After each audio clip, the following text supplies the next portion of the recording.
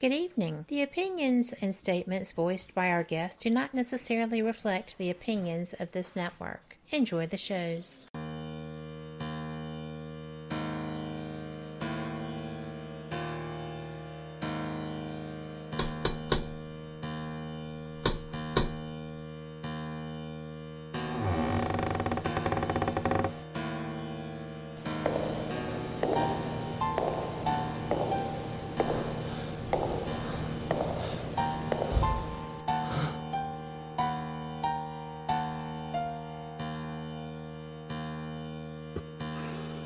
We've been expecting you. It's Monday. Time for our maven of the supernatural, Denise Pridemore.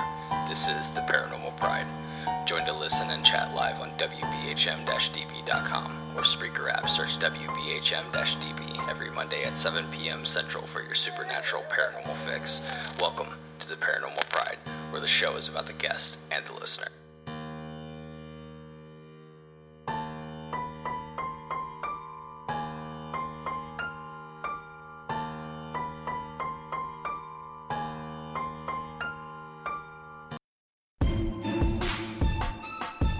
You are listening to WBHM Digital Broadcasting, the best in paranormal talk, only on Paranormal Experience Radio.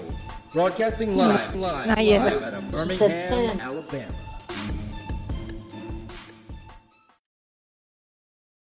To the Paranormal Pride, I'm your host, Denise Pridemore. I hope everybody's having a great night. I know that this is going to be a very trying and fun evening for everyone. So tonight, my guests are from the Missouri State Pen, Thomas Wells and his wife, Maggie. And I've met them at the Missouri State Pen. In fact, I don't know if Thomas remembers this, but I was sitting, we took the tour. It was the first time we went. And it was about 95 degrees at about 11 o'clock at night. It was horrible. Yes. Yeah. And it was in the end of June. Oh, yeah. And we're in the back, we're in the, not death row, but we're out in the gas chamber. Yeah. And I'm sitting in the chair, and we got about 40 people on this tour, and Thomas throws the switch and I don't move. I'm just sitting there, and he goes, "This woman's got ice water in her veins." And I looked at him and I said, "I have 4 kids. This is peaceful." Yes. Yeah. And but all he did, Thomas flipped the switch, and what it was this really noisy fan. But if you don't know that, I know people jump all the time. Oh, yeah. But it's actually the exhaust fan that would have sucked all the gas out. So, but yeah, I remember you doing that. And all I could do was laugh after you said that. We've kind of got away from that. Yeah. What is it, cruel and well, I'm also the one that asked you if you guys had the inmates that were getting ready to be killed to build it. Well, and you looked at me like, one of them actually that's did. Cruel. Yeah. One of them actually did. Yeah, you looked at me and you said that would be cruel and unusual punishment. Yeah. And I was like, so? Is what I said. We like cruel and unusual punishment now. One of the reasons why I stopped scaring people. With that, right. And we was doing a tour one night, and this family come through, and this girl was probably 17, 18 years old, just a beautiful young lady, very polite. And get her in the chair, blah blah blah blah blah, and I reach over and I hit that, and she screams and cries and cries and cries. I felt like the biggest dirtbag in the whole wide world, and she just sobbed and bawled. And I'm like, oh my God, I've scarred this poor girl's life. And kind of after that, I've kind of stepped away from doing that. Oh, I just know that it was one of the funnest nights we had. The only thing is because it was so hot, it took me, we were driving to Kentucky the next day, me and the kids that were on the tour with you guys. I had to drive to Kentucky the next day, and I was still shivering from the heat exhaustion. Yes. And it was horrible. So I can only imagine how bad it was for the inmates. And Thomas used to work there before, that a lot of people don't know this, but Thomas was actually a guard in the prison, and now he's a tour guide there. So you know how bad it was there for the inmates. Yeah, and the thing about it is, in the wintertime, it was just as cold. I mean, it was brutal in there. They had heat, of course, but it didn't work well. I mean, the place is just so massive. The heat would just rise and not really do any good. Oh, I could see that. I mean, because there was when it was that hot in there, the air didn't move anyway. No. Mm-mm. Yeah, and 4 houses built in 1868. 5 A and B, 2 A and B built during the Depression, 3 A and B, 1914, 1917. So back then they had really no concept of, it was just build them and get them in there. Yep. It's an interesting building. And so I know that the virus did some damage to the tour season. Yes. But last year, there was damage done to the prison from the tornado that hit Jeff City. Yes, ma'am. And as well as the flooding. Well, the flooding didn't really affect us. Thank goodness something didn't. it was what we had enough with the tornado.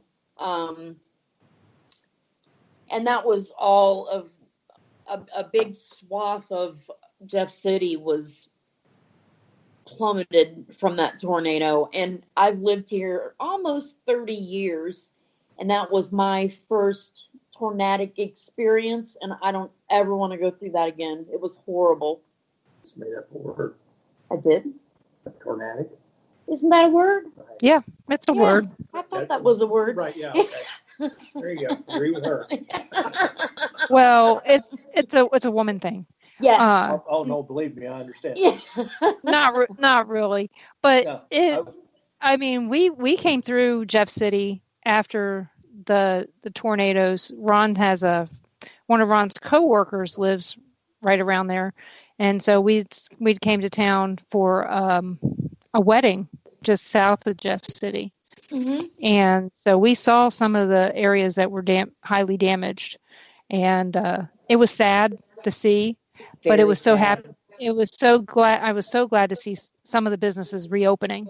Yes. And then to have the virus come in and shut everything back down was really horrible. Yeah. We were open. Our season kicks off at the beginning of March, and we were open for about 2 weeks. And then coronavirus hit, and we just started back June the 1st. So. And they're capping the tours at 20. Usually a sold out tour is 35, but now they're capping them at 20. Is that because of the state rules, or you guys? Yeah, it's just health department recommendations and safety and security. Yeah. That, we do encourage the guests, to wear a mask. It's not required.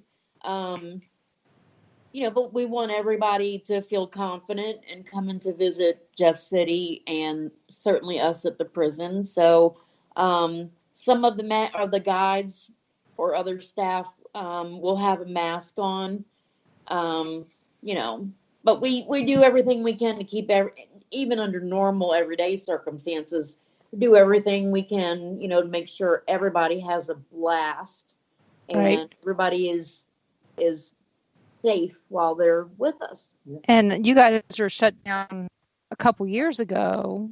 It was more than a couple. Yes. But you were shut down a few years ago for mold. Yes. Black mold. Yep. Oh yeah, it was horrible. I mean, I remember seeing it. I mean, we were on one of the tours. This is a different one, this was the one where we hung out with Maggie more than Thomas. But somebody had walked into this room and somebody goes, "You're not supposed to be in there." And we saw all this horrible mold in that room. And I was like, I didn't walk into the room, thank goodness. But, I just saw walking by and I knew it was bad. I was more concerned about the spiders that were the size of my head. Me too. Yeah. Because on that same tour, some girl opened a drawer and there was a spider in there. She goes, "That can't be real." And I go, "No, that's real." And she was only like 16. And she's like, "No, that's fake." And I said, "It'll move. Watch." Yeah. And she sat there. I said, so I flashed my flashlight over it and it moved. Yep. And she wanted to run out of that room. I said, "You can't run. There's no You can't see. You can't run." Right. Back away. So, Yep, I mean, she was only, like I said, she was like 16. It was me and Ron, and we had some other people with us, but we ended up, well, we always, you know me, we always end up with extra people attached to us somehow, some way. Yep. And so this family kind of stuck with us. And that, I tell you, when you're a paranormal investigator, you have to not run when you see a rat and not run when you see a spider. Regardless of what your gut's telling you to do, you don't. Yep. You just can't, because you don't know where you're going to step next. Exactly. That could be dangerous. That's right. And that's what I had to explain to this girl. Yeah. And but that spider, that was like, maybe I should rethink this, because I really don't like spiders. Yeah, we have quite the wild array of animals. Yeah. Yeah, we have lots of raccoons, lots of groundhogs, black snakes, of course, spiders, bats. Got some bats. The other night, my daughter Kaylee, she's part of the tour group. So she and I were downstairs the other night in Death Row. We were standing there very quietly, weren't doing, weren't making a sound. And all of a sudden, she let out this scream, and she said, "Mom, something just hit me in the leg." And I hit my flashlight, and it was the bat just standing there, flapping his wings, looking at us. Yeah, like what's the problem? Right? Why are you yelling? We were at McPike once, and the Igor was his name. The bat, it was flying around in the cellar, and of course there's 40 people in the cellar, and of course a bunch of women wanted to start yelling, and it landed on Ron's leg, and it was, my God, sitting on his knee, and he goes, kind of just felt like a little kitten, and and of course off it flew, and I'm sitting there just going, oh, well, I just don't want it to get stuck in my hair, which, that's the first thing women think of, is it's going to get stuck in my hair. Yep. And it was the cutest little thing, because they're tiny. Yeah. And most people think bats, they think, really big. No, they're tiny. They're not much bigger than a sparrow. Right. And, but it was the funniest thing. They know how to invoke fear in you. Oh yeah. Especially their eyes. A lot of times their eyes look red. Yes. But yeah, it was one of the funniest things. That bat helped us out a lot. Scared Zach Bagans. I love that part. Love that part. Yeah. But when before we said I was saying you and Kat, you guys have a lot of friends in common. She knows the Wraith Chasers as well. Oh, okay. So that's where I was meaning. I never looked to see who you have in common, because it makes no difference to me. But right. I know that she knows the Wraith Chasers, and I know that you guys have events with some of the Wraith Chasers. Yes, and very nice guys. Even been on their TV show. Yeah, Tom was on. Oh, we both were. We were on that show. Yeah. Well, you guys have been on a lot of shows. But it is funny that when they play the Sally House, for some reason, you guys are on either right before or right after. It seems like if I'm on, you're on. Yes. Same day. All the time. All the time. Then they're getting some good TV that night. They are. They're getting really good TV that night. I just wish I knew more when I was on the show than I did then. I'm going to tell you what, corrections officer. I worked at the prison 15 years at MSP, and and I just kind of stumbled onto this. I'm not a paranormal investigator, nothing like that, and I just kind of stumbled on to the tour guide. the gentleman that actually used to run the office was kind of an acquaintance, and I had done a tour one night and had one of the guys there goes, "Why aren't you up here?" And I'm like, "I don't know." And he goes, "Go put it in an application."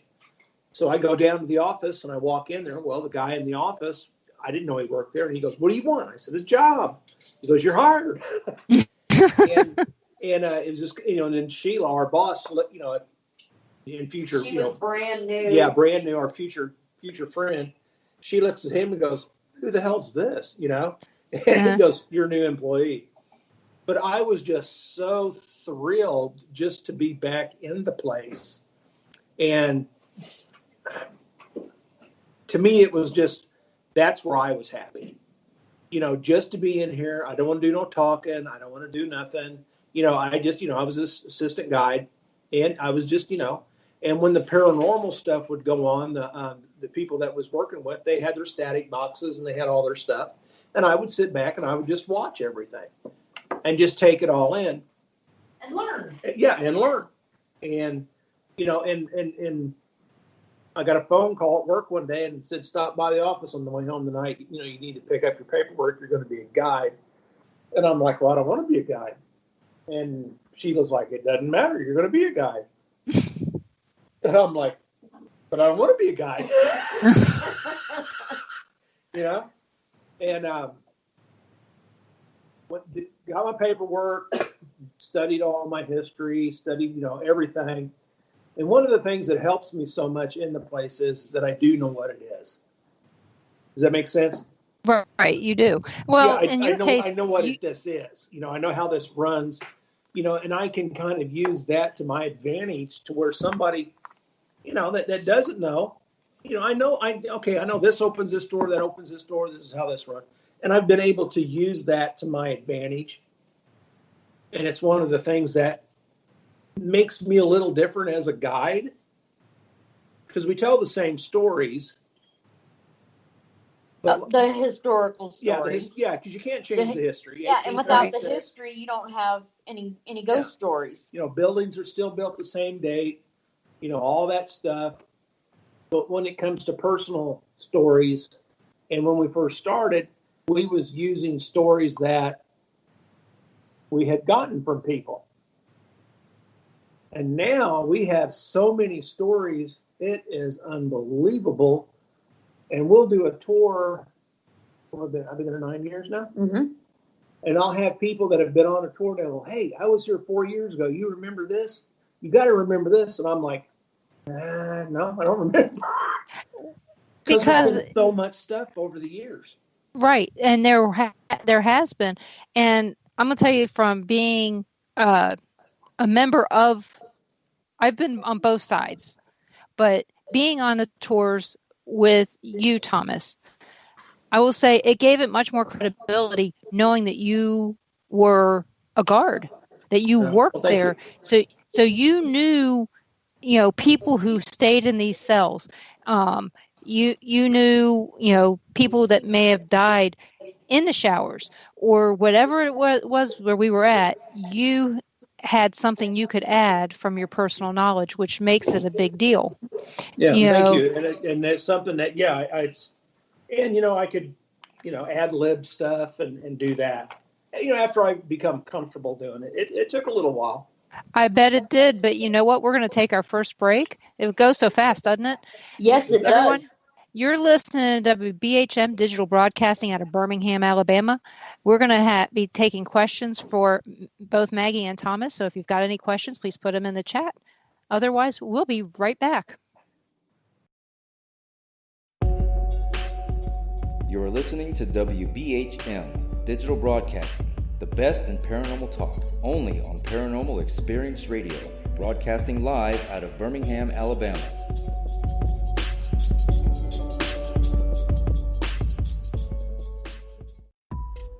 Since 1948, Fate magazine has brought you reports of the strange and unknown, all of them true. Fate Radio is carrying on that tradition, bringing you the unusual, macabre, strange, and bizarre. Join host Kat Hobson Sunday nights from 8 to 10 p.m. Eastern on WBHM Digital Broadcasting.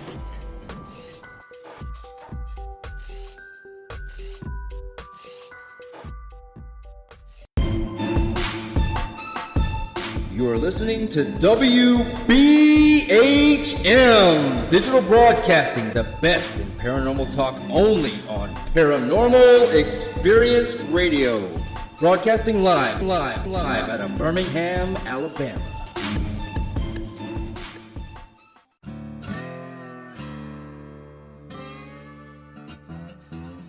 Oh, come on. I'm Southern, but...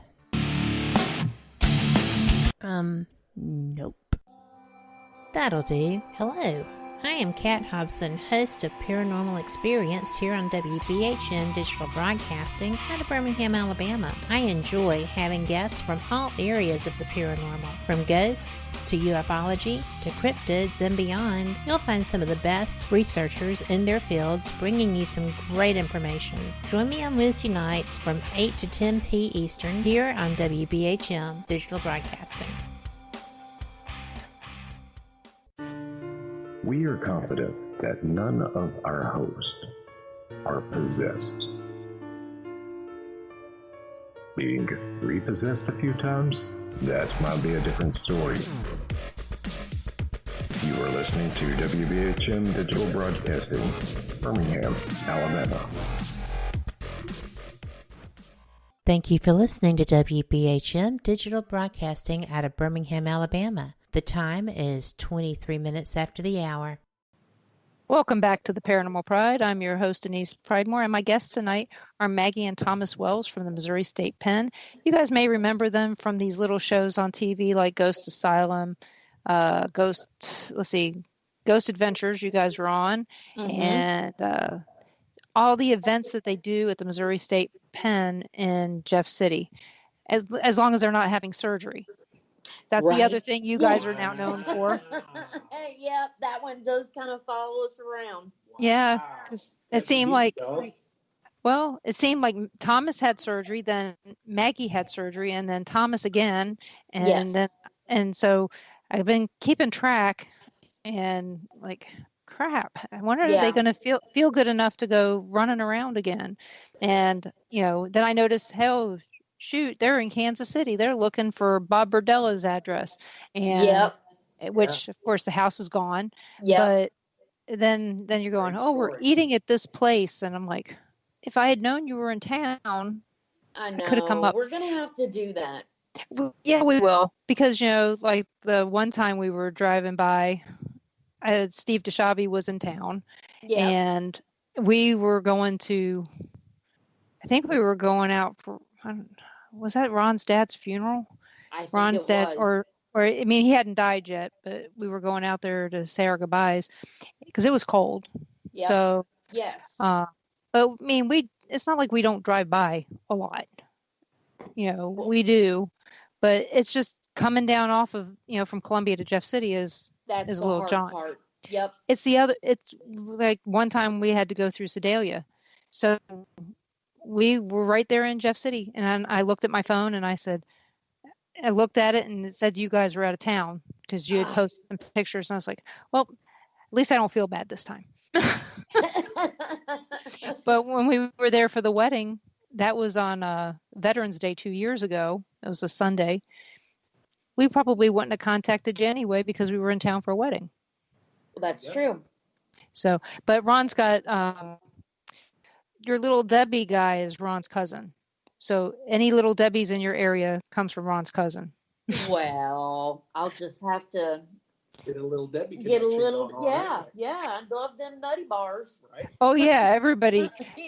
We tease him because I'm from Maryland where there's Tasty Cakes, and we tease him that Debbie Little's going to make a stop with a care basket. Thought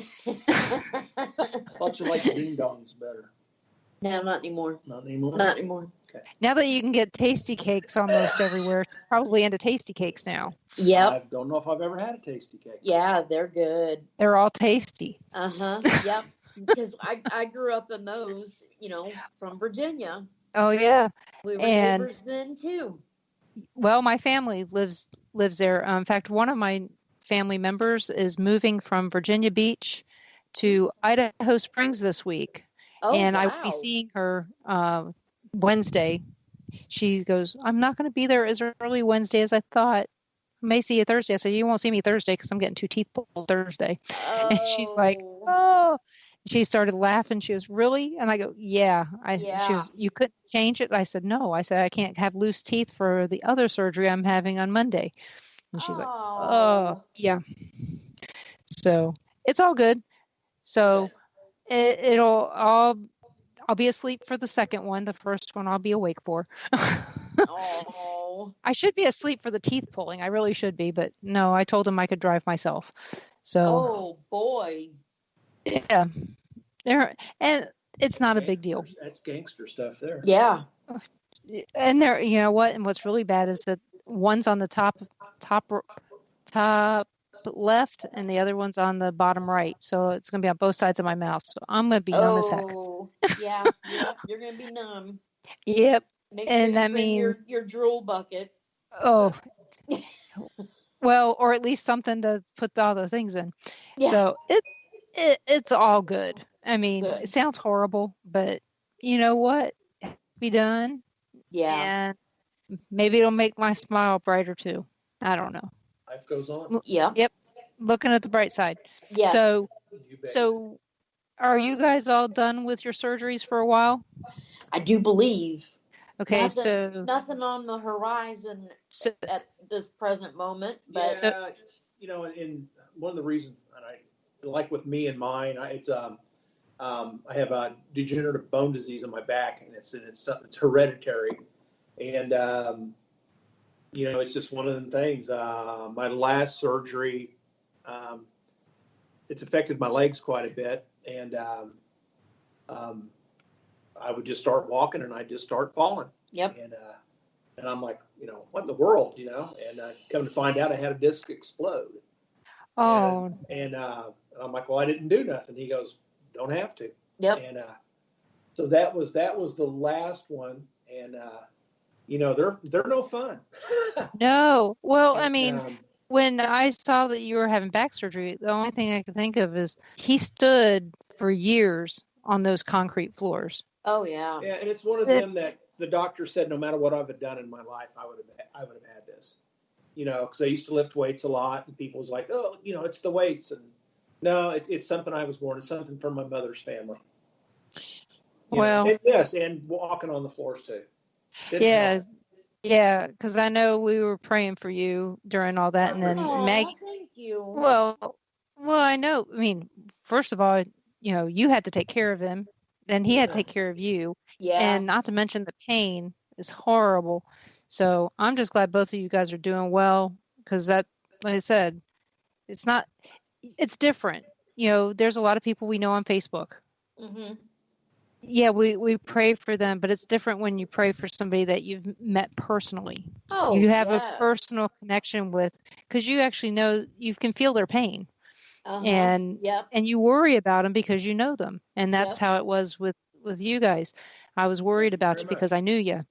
But thank you. Let's see. We got a question for you from Dara. Dara is she's did a tour out there at the prison with her sister, Caitlin. In fact, you're friends with Dara on Facebook. Oh, but yes. Yeah. And she wants to know, what is their favorite spot in the prison and where is the most haunted? My favorite spot in the prison is down on death row. I could sit down there all night long in the dark and just listen. Do you like it better now since the mold remediation and paint removal, or before? No, well, both.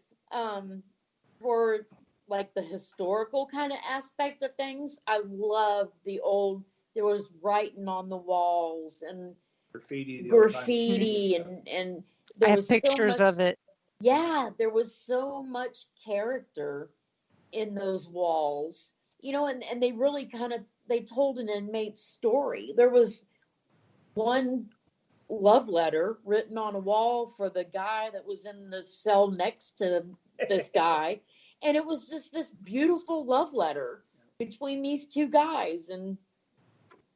But now how sweet is that? How sweet, how romantic. Right. And so now all the lead paint's been removed and the asbestos and mold remediation and all that. But it just kind of wiped away certain characteristics, you know? Yeah, because I know Took a level of the coolness off Yes. it Yeah. did, and it felt different. It felt different. Yeah. You know, being there the first time we went, that was when we were with Thomas, and all that stuff was there. Yep. Okay. We came the second time we were with you, Yep. and it was all gone. Yeah. And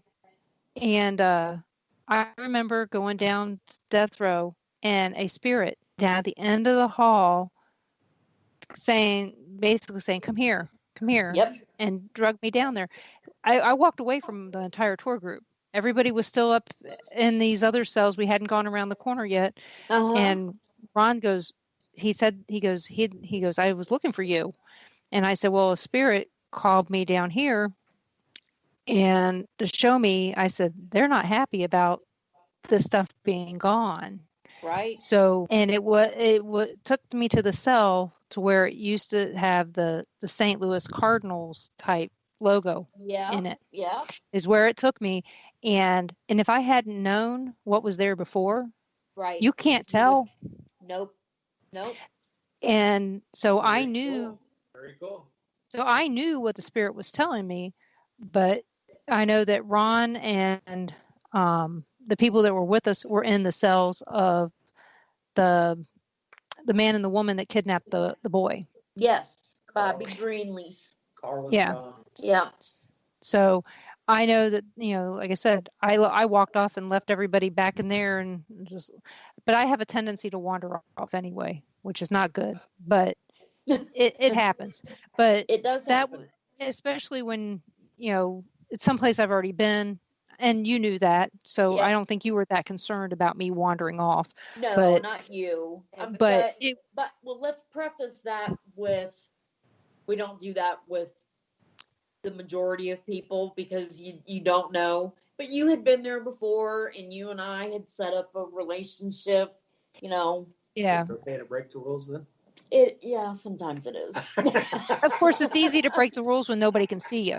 Exactly. It is total darkness and nobody could see me. Yeah. She had mentioned, Death Row. Death Row, it's one of my favorites. The dungeon is in Four House. It's they're two completely different animals. Yes. But 3C Death Row has changed over the years. When we first started doing tours, you could go down there and you could actually see shadow people. There'd be a guy sitting in the window. There'd be a guy sitting on the floor. There'd be another guy leaning against the bars. And they were down there waiting on you. Yep. And we would take tours down there, and you'd come around the corner, and here's, 4 or 5 of them, and they're just all kind of doing their thing down there. And then after a while, it's just like they've kind of all just disappeared. I don't know why, what, or whatever, but when we was doing them, they were, I guess either hanging out where they belonged, or it was just really weird. And it's just like as the tours evolved, the prison has kind of changed. It has. Does that make sense? Yeah, it does, because like I said, between the first tour we took and the second tour we took, I don't even know, I think we might have even taken a third one. I don't even remember. But I know that we did an overnight together. So it's, like I said, it's been a while, but Yeah. like I said, I can think of at least twice. I know we came with Ron's cousin and nephew, cousin and his nephew, not Ron's. We brought them, and since then that family has worked out all their differences and gotten everything back together. The nephew hadn't seen the uncle in like 3 years at that time. Oh. But since then they've gotten Good. Everything's worked out, and they're great. And then we brought Joe and the nephew's whatever, another family member, brought him with Joe Boxall from up in Atchison, and like I said, I could have swore there was another time, but I can't think of it right off the top of my head. But like I said, I saw the differences just between the before the shutdown and and then when it reopened. Yep. Yeah. It Well, was totally different, and not just in death row. In Oh a lot, no, everywhere. it was. Right now, Housing and Force sitting there and it doesn't have a roof on it, and the roof hasn't been on it in over a year. Since the tornado. And it's raining in there. It's you name it. It's every snowdrop that fell. And you know, they're working on trying to get another roof on it, and I don't know. This is going to sound really stupid. I stood out there the other day and I told them, I was sorry. I mean, to me, the place is alive. It's a living, breathing thing. And, it's for whatever reason, it's their home. And, we spend a lot of time in there with them. And, I know that there's intelligent stuff in there. I know that there's, residual stuff. And I know a lot of times we kind of confuse the intelligent and the residual because, you cross it. Mm-hmm. But, it's just, to me, it's like, I don't know, I look at them as fellows. Yeah, they're still, I call them the fellows. Yeah. But I mean, it's still, I don't want to say like they're human beings, but I mean, they might be. I don't know. It's just kind of I feel bad. I mean, she's hurt and she's not fixed yet. And I just kind of feel that it's just not right. It's just not right. Well, you guys lost a lot of historical buildings in the tornado because it actually hit in the historic district. Yes. Oh, yeah. Yep. Yeah.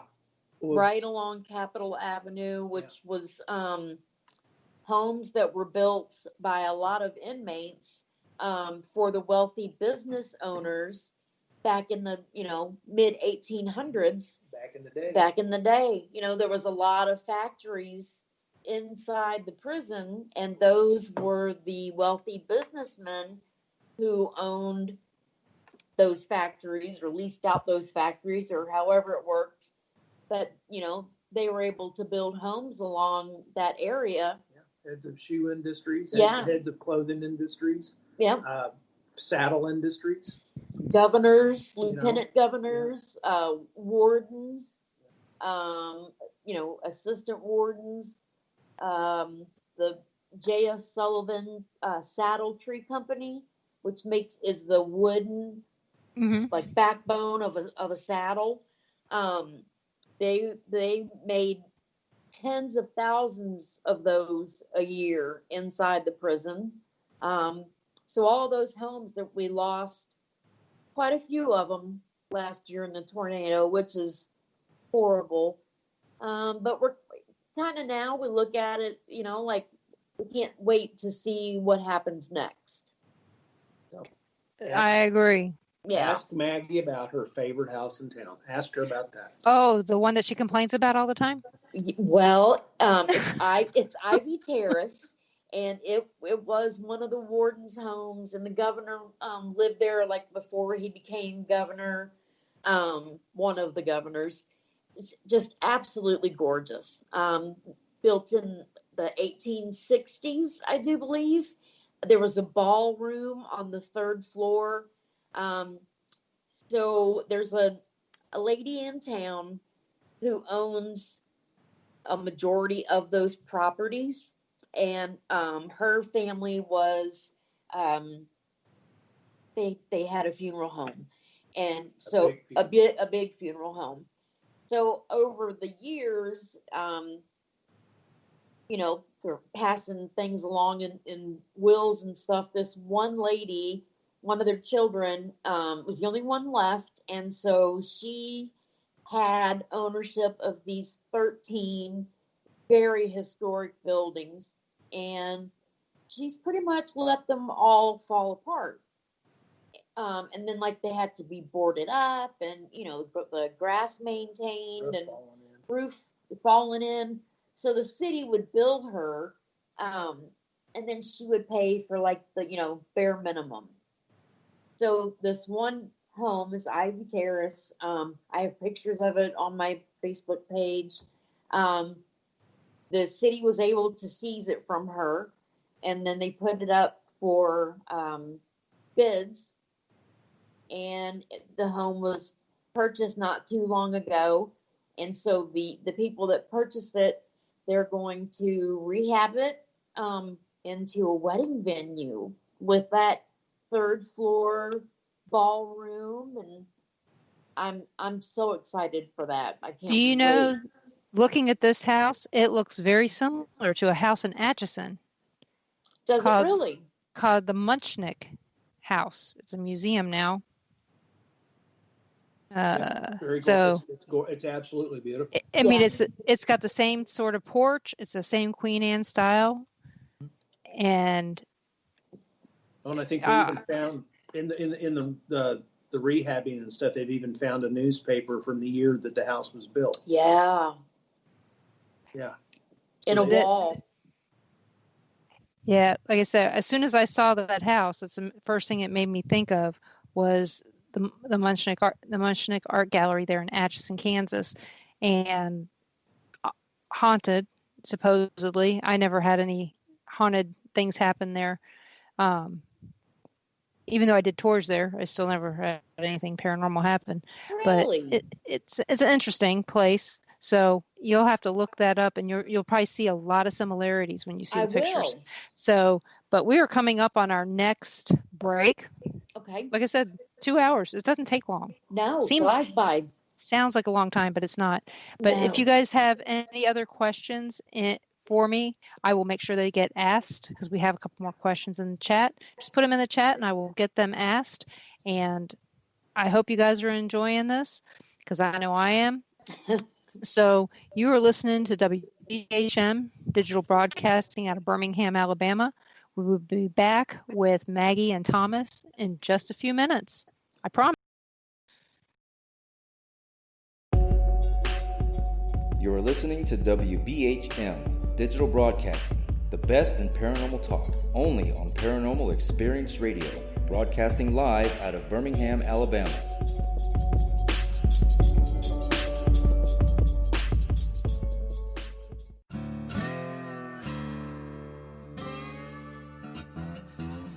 Oh, come on. I'm Southern, but...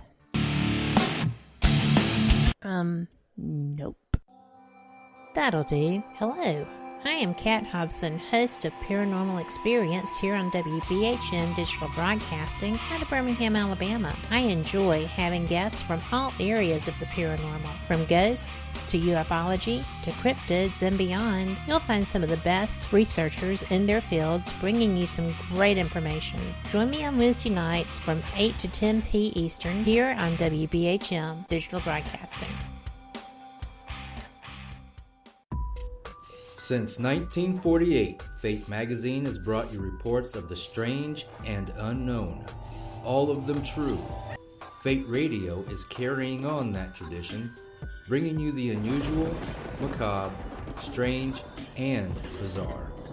Join host Kat Hobson Sunday nights from 8 to 10 p.m. Eastern on WBHM Digital Broadcasting.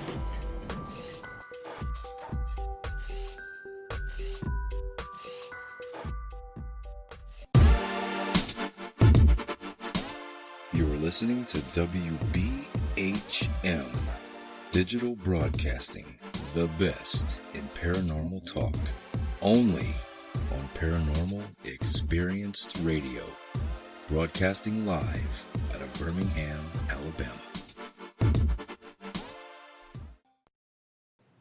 Welcome back to the Paranormal Pride. I'm your host, Denise Pridemore, and my guests tonight are Maggie and Thomas Wells. You may have seen them on Ghost Asylum, Ghost Adventures, or any one of the many events that they hold out in Jefferson City at the Missouri State Pen. And if you guys are wanting to know go check out the Missouri State Pen website, and you will find all kinds of tours listed there, overnights, history tours, as well as ghost tours. Plus, they also have a 101 type event for people who want to learn more about ghost hunting. if you're not experienced at it. So it's a fun time. I just suggest that you take some water with you. I suggest that before you go, especially in the summertime, that you drink up before you get there. Yeah. It helps. But there is a nice place out. Yes, a nice place to eat out is that little bar up the road. What's it called? Yeah, that one. Yeah. It was good. It was very it's appropriate for if you're planning on going to the jail, you might as well go to Prison Brews. And the food was excellent. Parking was the problem. Yeah. Yeah, it's a bad part of town. Not a bad part of town, as in bad part of town. It's just not. It's a bad parking. It's bad to park there. Yeah. It's not easy to find a parking spaces there. We happen to find one in the lot, but that's just because somebody happened to leave. But there's actually a place right across the street from it now called JQ's, and it's probably has the best burger in town. And how's the fish tacos, baby? Delicious. They have fish tacos, and they're wonderful. Yeah. And I think it only holds like 15 and a half people. Yeah, it's very tiny. So true story. Well, true story. That means that there's 3 now. 3 Right. with Missouri's laws. So, every time we go to Vegas, I know this is going to sound weird, but we have to stop at Del Taco because they have fish tacos. Yep.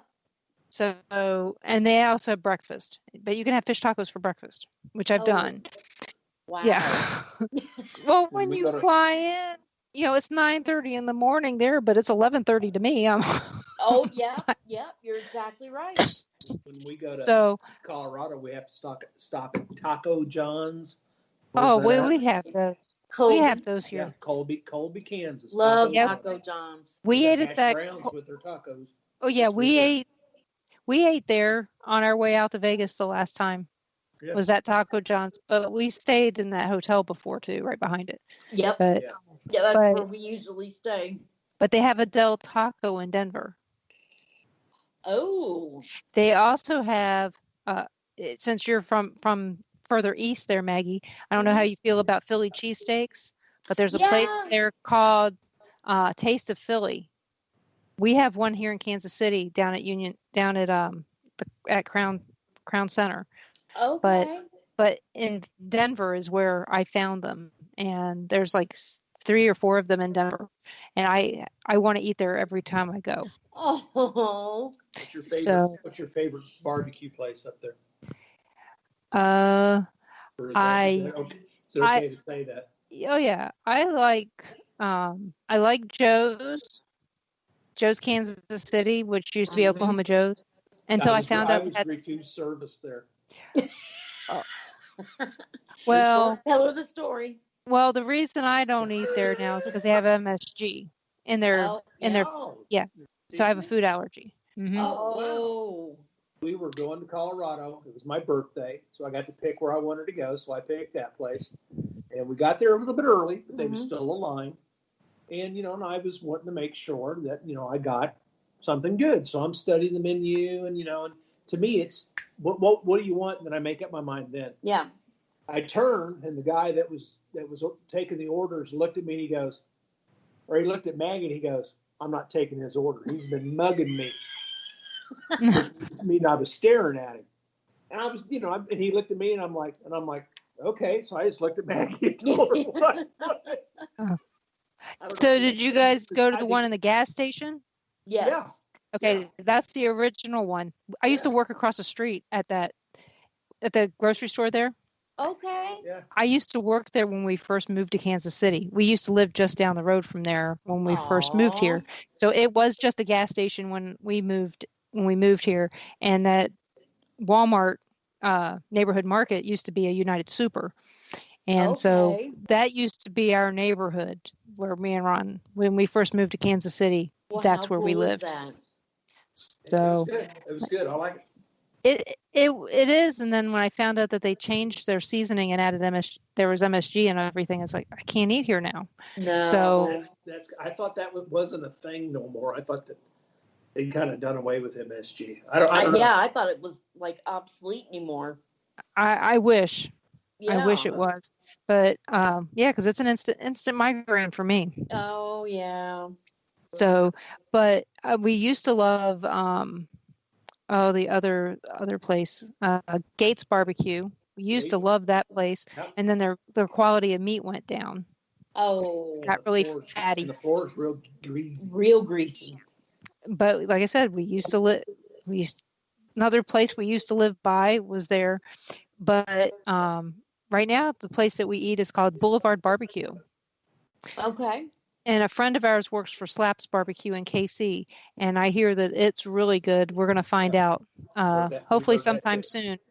And if April's family likes barbecue, depending upon where they stay, I could probably direct them to one of the finest ones in town. You know, Arthur Bryant's is still around. Yeah. But Casey Masterpiece is the one I miss.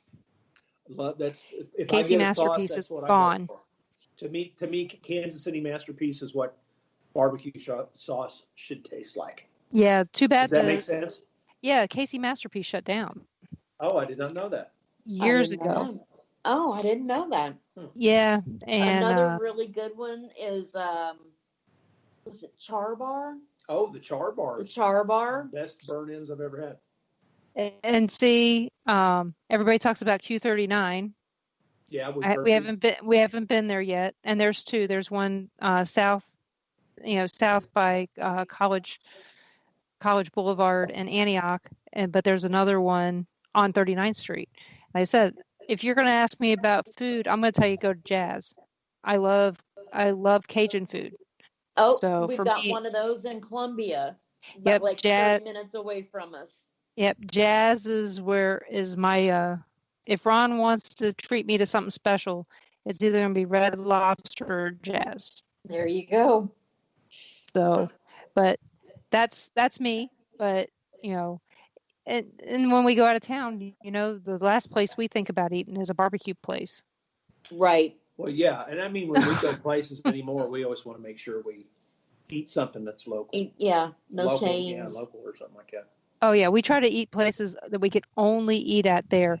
So Definitely. Yeah, that's exactly what we do. Yeah.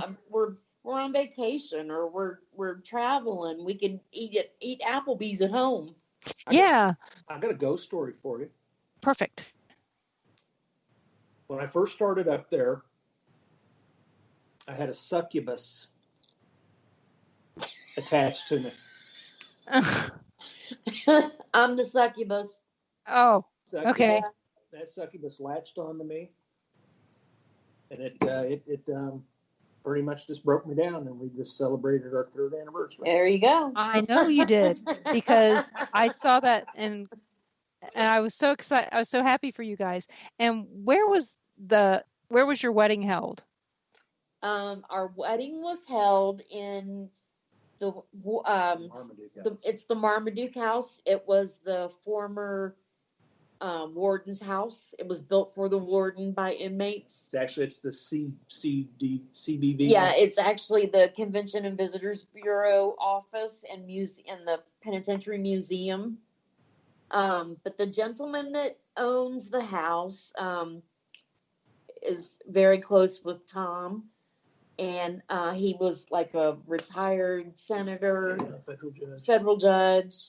So we wanted him to marry us. And there's never been another wedding in that house that history's reported.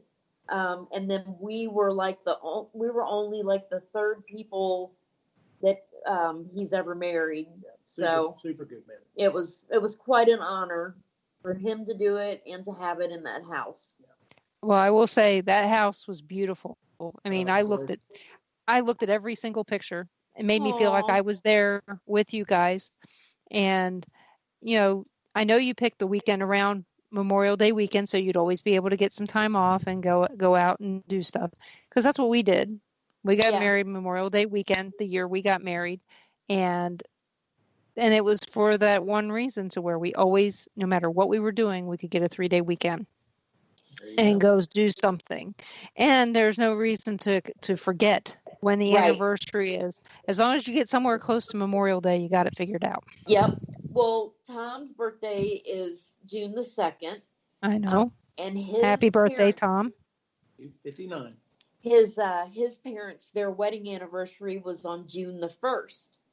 So we wanted to get something mainly close to June the 1st for his parents.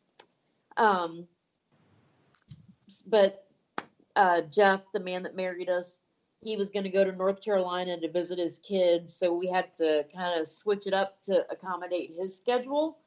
So, But it all worked out. but it all worked out perfectly. Oh, yeah. You know, I remember, one of the first times it was on Ghost Adventures. Mhm. Maggie was on there, and when they did the aftershocks, Yeah. or was it that, or was it the other thing that they had, where they had you on there, and they made you look like a nut. I know. That was aftershock. They did, didn't they? They did. They made you look like a nut, and I was like, that's not true, because by then I'd already met you. I mean, by Right. the time that came out, I already knew you, and I'm like, well, that's crap.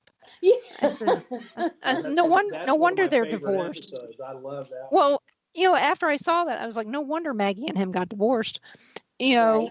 Because he was just, I don't know. It just it offended me that they made you look like that, and it's not like normally when I watch these things, it's like, oh well, possibly, With a grain of salt, things. Take it like a grain of salt. Yeah, because I know that a lot of times that your words are changed. Oh yeah. To make you sound even worse than you are.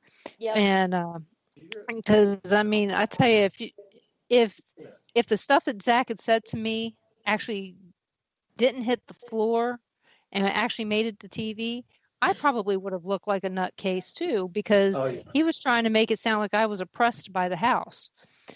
Yeah, exactly. Like, no, I'm not. But that's kind of what they did to you. That's exactly and right. left it all on there.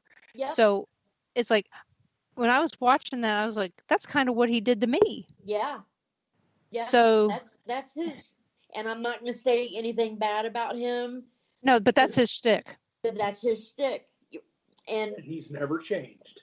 No, he's got, I don't know. Well, but we have a hard time watching shows. We do too. Yeah. We have a hard time watching them. I don't want to ever criticize anybody about anything. And, in the business, we have met so many people that are trying to get famous, that are trying to, use what they do for stepping stones. And that's fine. That's fine. I mean, if that's what your dream is, more power to you. Because we have met so many nice people. It's ridiculous. Yep. But I'm completely content with doing what I'm doing. I am the luckiest guy in the world to do what I get to do. Mm-hmm. But we see these shows, and you'll watch them, and it's like they start going to the D word, and then they start and it's, at first it wasn't that way, but then all of a sudden one show you see it and they start saying the D word, and they've all gone that way. Yeah, but at least Zach, from the beginning, he's never varied. He said he's been the same the whole time. Mostly, yeah. I have to agree. Mostly. Yeah. And the other good thing about him also is he's constantly thinking up new approaches. Yeah, new approaches, new pieces of equipment. Well, I think the equipment though is Justin Spurrier now. Yeah. Justin Spurrier is really given it some more thought and stuff since he's moved out there to Vegas to work on that show. But you know what? We are at our top of the hour break, so this is going to be a long one. So if you guys want to go get a drink, go to the restroom, whatever, or if you want to listen to NPR and see if there's any good news today, you can do that as well. But you're listening to WBHM Digital Broadcasting out of Birmingham, Alabama. We'll be back after this news break. Live from NPR News, I'm Jack Speer. A campaign official confirms to NPR the Trump campaign is preparing to restart in-person rallies. As NPR's Tamara Keith explains, it would mark Trump's return to the campaign trail after the coronavirus pandemic shut everything down in March. The Trump campaign is still working out the details about where the rallies would take place and in what form. But as first reported by Politico and confirmed by a campaign official, Team Trump plans to restart rallies in the next week or two. In a statement, campaign manager Brad Parscale says, quote, "The great American comeback is real and the rallies will be tremendous." He made it clear Trump intends to draw a contrast with former Vice President Joe Biden, who has recently started holding small in-person events. The campaign did not respond to questions about what precautions would be taken to protect the health of the president and those in attendance. Tamara Keith, NPR News. A judge has set bail at $1 million with conditions attached for the Minneapolis police officer charged with second-degree murder in the killing of George Floyd. Derek Chauvin saying virtually nothing during an 11-minute hearing today in which he appeared via closed-circuit television from the state's maximum security prison. Chauvin's attorney did not contest the bail, which was raised from the initial $500,000. His next court appearance is set for June 29th. Texas has hit a new record for the number of COVID-19 patients hospitalized in that state. From Texas Public Radio, Camille Phillips has the story. Texas began allowing its first businesses to reopen May 1st, then relaxed restrictions further May 18th and again on June 3rd. The number of COVID-19 patients in Texas hospitals has been on an upward trajectory since Memorial Day, rising from just over 1,500 to more than 1,900 over the past 2 weeks. According to the Texas Department of State Health Services, Texas hospitals are now treating 1,935 patients with COVID-19. The previous record number of hospitalizations was set over a month ago. Despite the nearly 30% increase in COVID-19 patients since the holiday weekend, Texas hospitals remain well below capacity. I'm Camille Phillips in San Antonio. In what many view as a turning point in the now 3-month-old coronavirus lockdown in New York City, the most hard-hit part of the U.S. is slowly starting to reopen. Some stores previously deemed non-essential are being cleared to reopen for delivery and pickup, though customers are not yet allowed inside. Construction, manufacturing, and wholesalers are in some cases being cleared to resume operations there. A survey of business economists out today says the group is predicting the U.S. will suffer its worst downturn in more than 7 decades this year. The National Association for Business Economics predicting the total value of all goods and services produced in the U.S. will fall nearly 6% this year. Still, stocks closed higher on Wall Street today. The Dow was up 461 points, the Nasdaq up 110 points. You're listening to NPR. Iraq now has a complete new cabinet after Parliament during the weekend approved candidates for 7 vacant positions. One of the government's first tasks will be talks with the U.S. on relationships between the two countries. More from NPR's Jane Raff. The State Department will hold virtual meetings with Iraqi diplomats starting this week to discuss economic, cultural, and security issues. The most high-profile one, the question of whether U.S. troops will stay in Iraq. It's been 17 years since the U.S. toppled Saddam Hussein, and a lot of Iraqis believe there shouldn't be any foreign troops in their country, neither American nor Iranian. The U.S. killing of a top Iranian general and a senior Iraqi official in a drone strike in Baghdad has helped Iran-backed parties make the case that U.S. forces should leave. The U.S. and its coalition partners have withdrawn from some Iraqi bases this year, but there are still several thousand U.S. troops in Iraq, most of them aimed at helping Iraq fight ISIS. Jane Raff, NPR News. Authorities in St. Louis say a 24-year-old man is charged with first-degree murder and other crimes in connection with the death of a retired police captain during a night of violent protests there. Police say Stefan Cannon shot and killed 77-year-old retired officer David Dorn, who was trying to protect a friend's pawn shop. Police say they have surveillance footage of Cannon at the scene with a gun last Tuesday. At least 4 officers were shot and 55 businesses burglarized last week during violent protests there. Crude oil futures prices fell today, down $1.36 a barrel to end the session at $38.19 a barrel in New York. I'm Jack Speer, NPR News. Support for NPR and the following message come from DuckDuckGo. Getting privacy online can seem complicated. DuckDuckGo makes it simple. Millions of people use DuckDuckGo to search and browse privately, avoiding trackers. DuckDuckGo. Privacy simplified. Okay, 10. Welcome back to WBHM Digital Broadcasting out of Birmingham, Alabama. The time is 5 minutes after the hour. 1. Denise, live.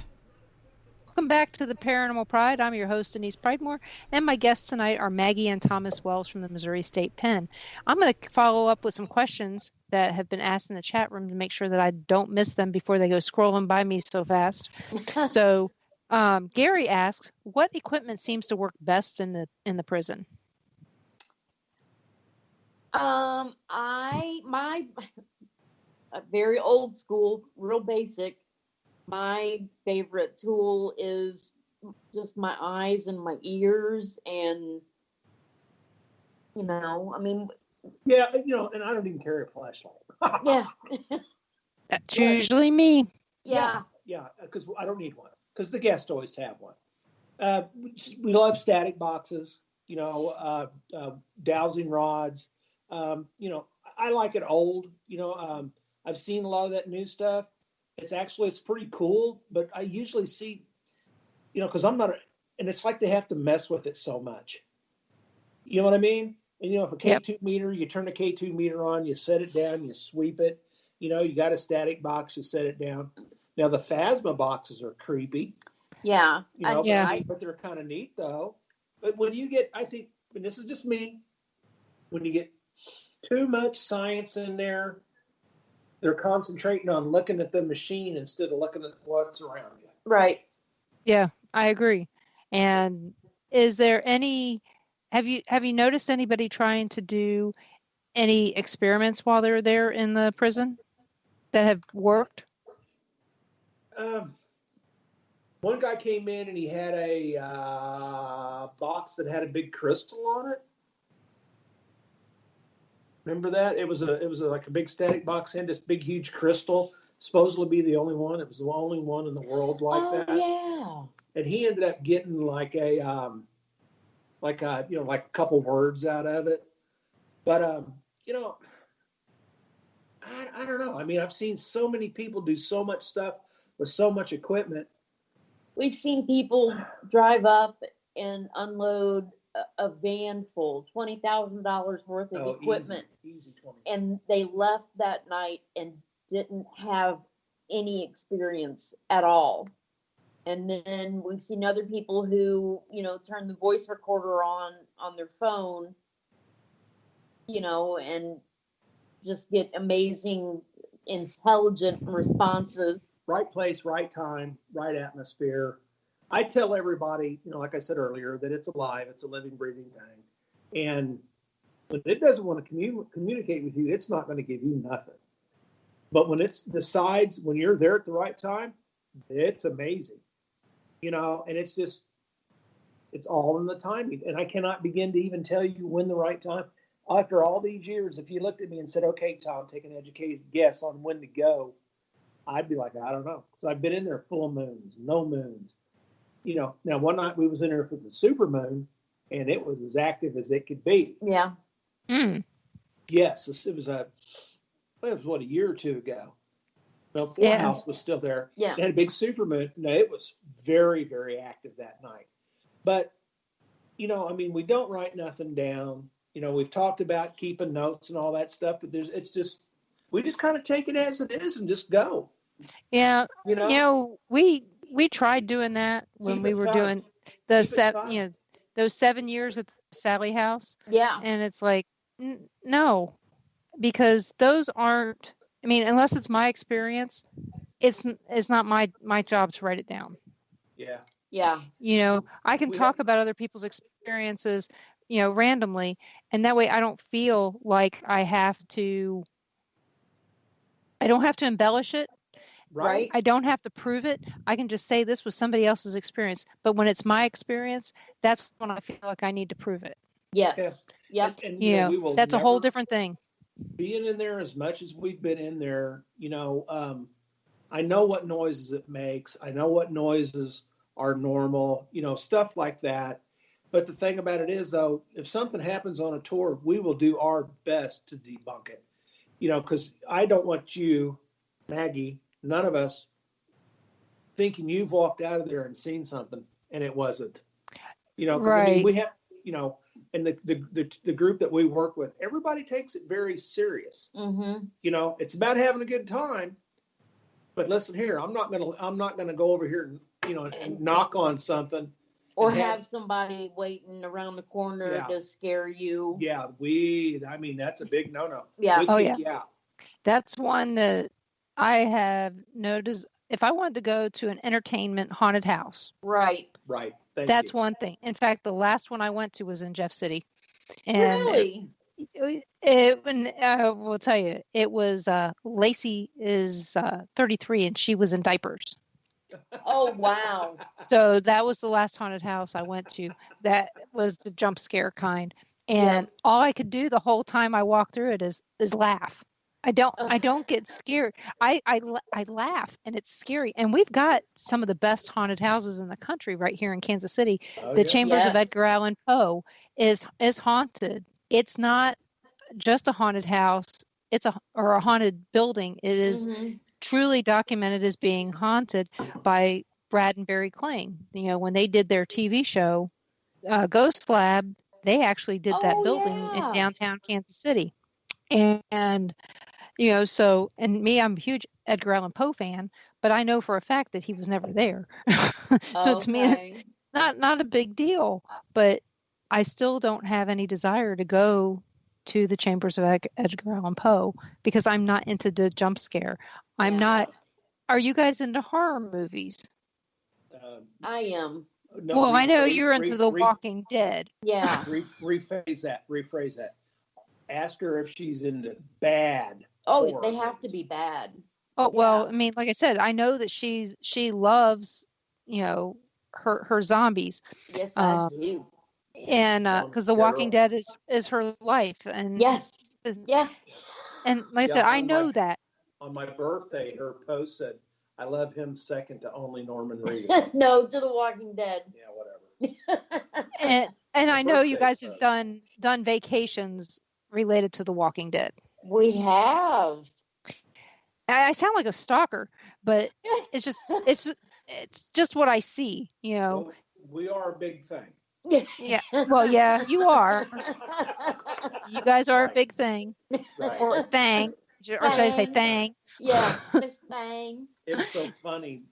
Before doing it, when I first started doing the tours, it was very nerve-wracking because I wanted to make sure if I have a family of 4 standing at my front door at the prison, they've spent over $100. They might have went to eat. They may have came from St. Louis, Kansas City. There's a lot of money invested in there. And I would get very nervous because I want to make sure that I'm right. I want to make sure that I sound good. I want to make sure all this is ready. So before we would go out, I would look at Maggie. I can't believe we're pulling the curtains back right here. Yeah. I would look at Maggie and I'd say it and tell her what you tell me. And I would always tell him, you're so pretty. And I go, let's do it. But that's how I prepared yourself. Yeah. And then one day, it's like, I got to where it was like, hold on a second here. I've got the coolest house in town. Yep. These people are dying to come see it. Let's go show it off.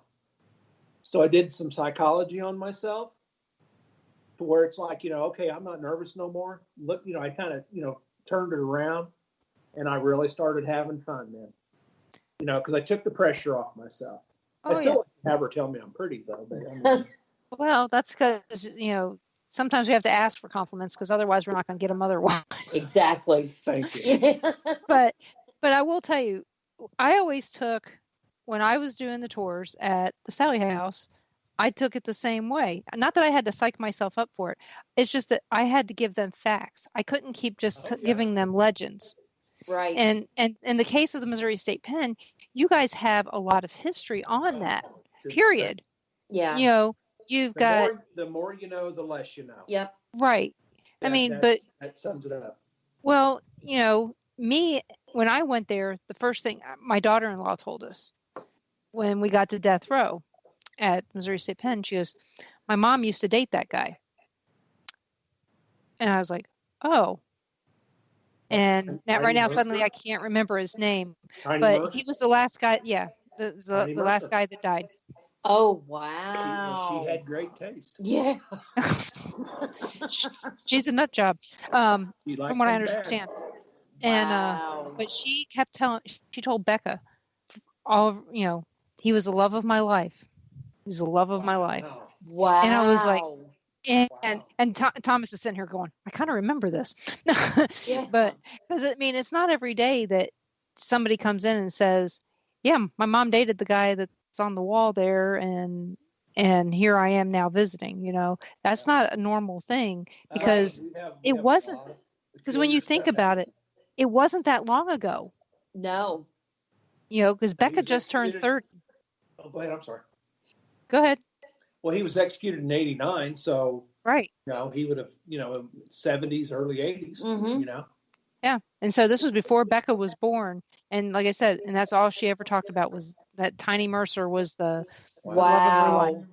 And I'm like, yeah. He fell out of Belton, Missouri, which is not too far from Kansas City. Right. Well, her mother was actually from Berryville, Arkansas, but she was living up here in Cass County, which is the county right next to us. So that Harrisonville area. So you had said something a little earlier about Bob Bordella, and Tom knew him. He was there when Tom was working at MSP, and go tell him the story about Bob. Well, he was over in a housing unit called 5A and B, so it would have been in the mid-90s.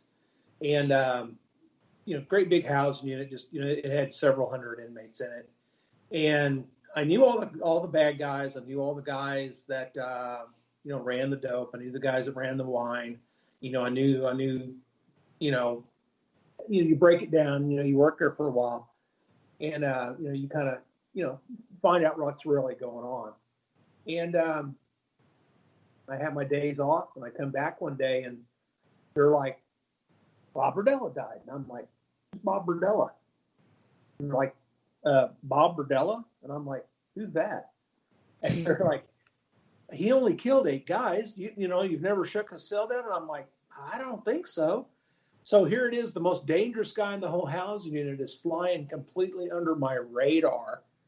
And I'm like, and that really bothered me. I'm like, how did I not know this guy? And he had a heart attack and he died in 5A and B. But, doing the job and stuff, you try to make aware of the situation, who you are and where you're at. Well, I slipped up on that one, didn't I? But, he was probably just, when I was around him, he was never no trouble, Yeah.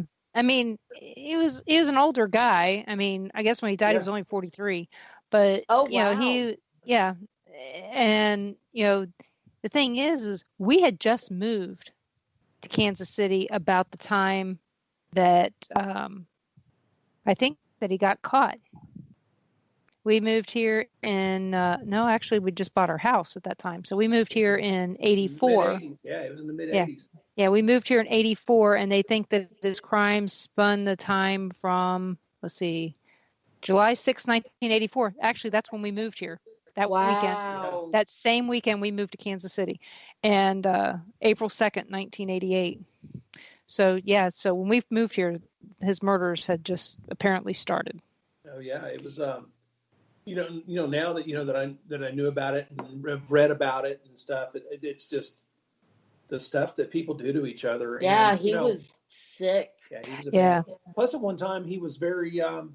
He was a big cook in the hotels, and he cooked for a lot of big dinners for fancy people, and he was, I guess, besides killing people, on the other side, he was actually a very likable guy, which is what makes him dangerous. Yeah, he owned a store in Westport. Yep. And bizarre. Yeah. Yeah, and all the things about him besides the serial killer part, people wouldn't have believed.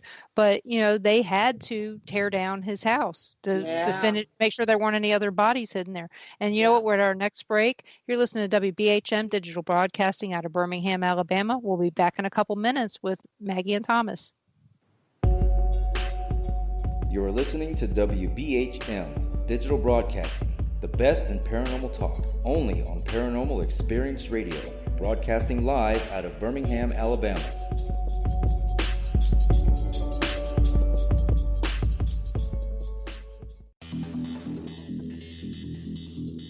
Several U.S. presidents are on record talking about the UFO mystery. Yeah, Presidents Jimmy Carter, Ronald Reagan both had UFO sightings of their own, but the current presidential campaign might be the first in which UFO disclosure has been championed by a major party candidate.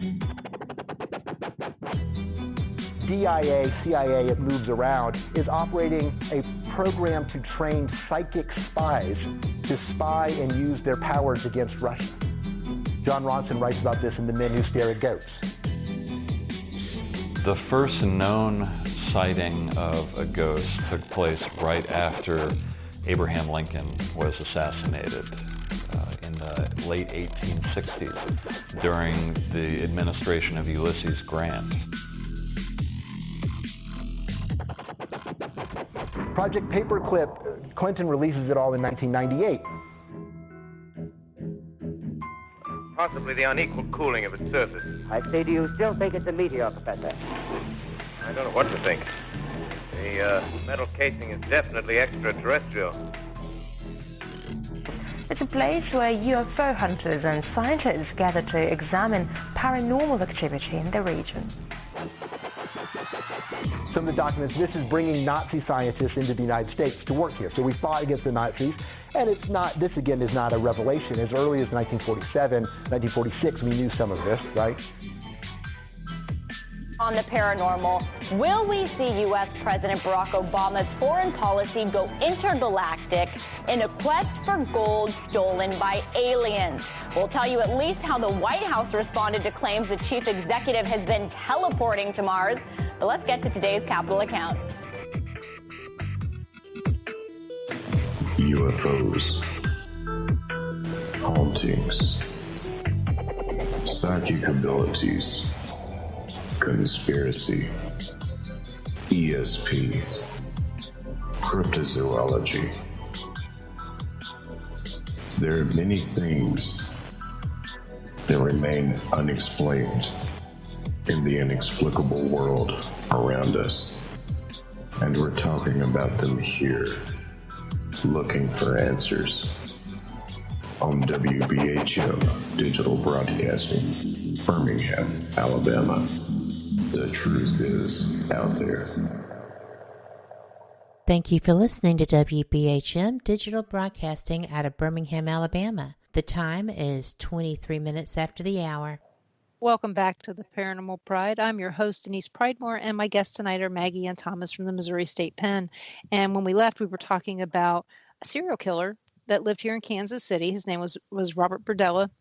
And I just following up with you guys so you guys all know, we weren't just talking about somebody we knew. It was a local Kansas City kind of thing when we first moved here. So at the Missouri State Pen, you guys had other interesting inmates. So who are some of your most famous? Well, let me kind of get back to Bob for just a second. Go for it. One of the reasons he's not as famous as a Jeffrey Dahmer and all that is because he pled guilty to everything. When they came to the house and investigated, and they found all this information, Bob actually heard about it, and he went home and he confessed to everything, and he plea bargained. So it didn't really go to court and make a big nationwide thing. So that's why, like when you hear Jeffrey Dahmer and guys like that, that's why you don't ever really hear of Bob Berdella. He's more of the butcher of Kansas City. Yeah, he's more of a Kansas City thing, So famous people. We had Pretty Boy Floyd. Mm-hmm. James Earl Ray. Sonny Liston.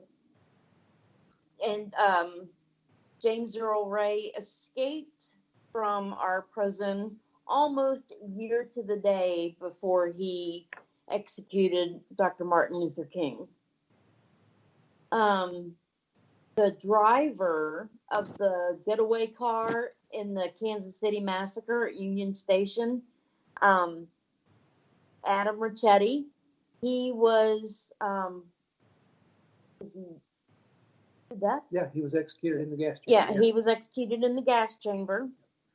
For the people that don't know, the Kansas City Massacre at Union Station, you Mhm. had a group of federal marshals that was transporting a inmate back to Kansas City. They was going to take him to prison.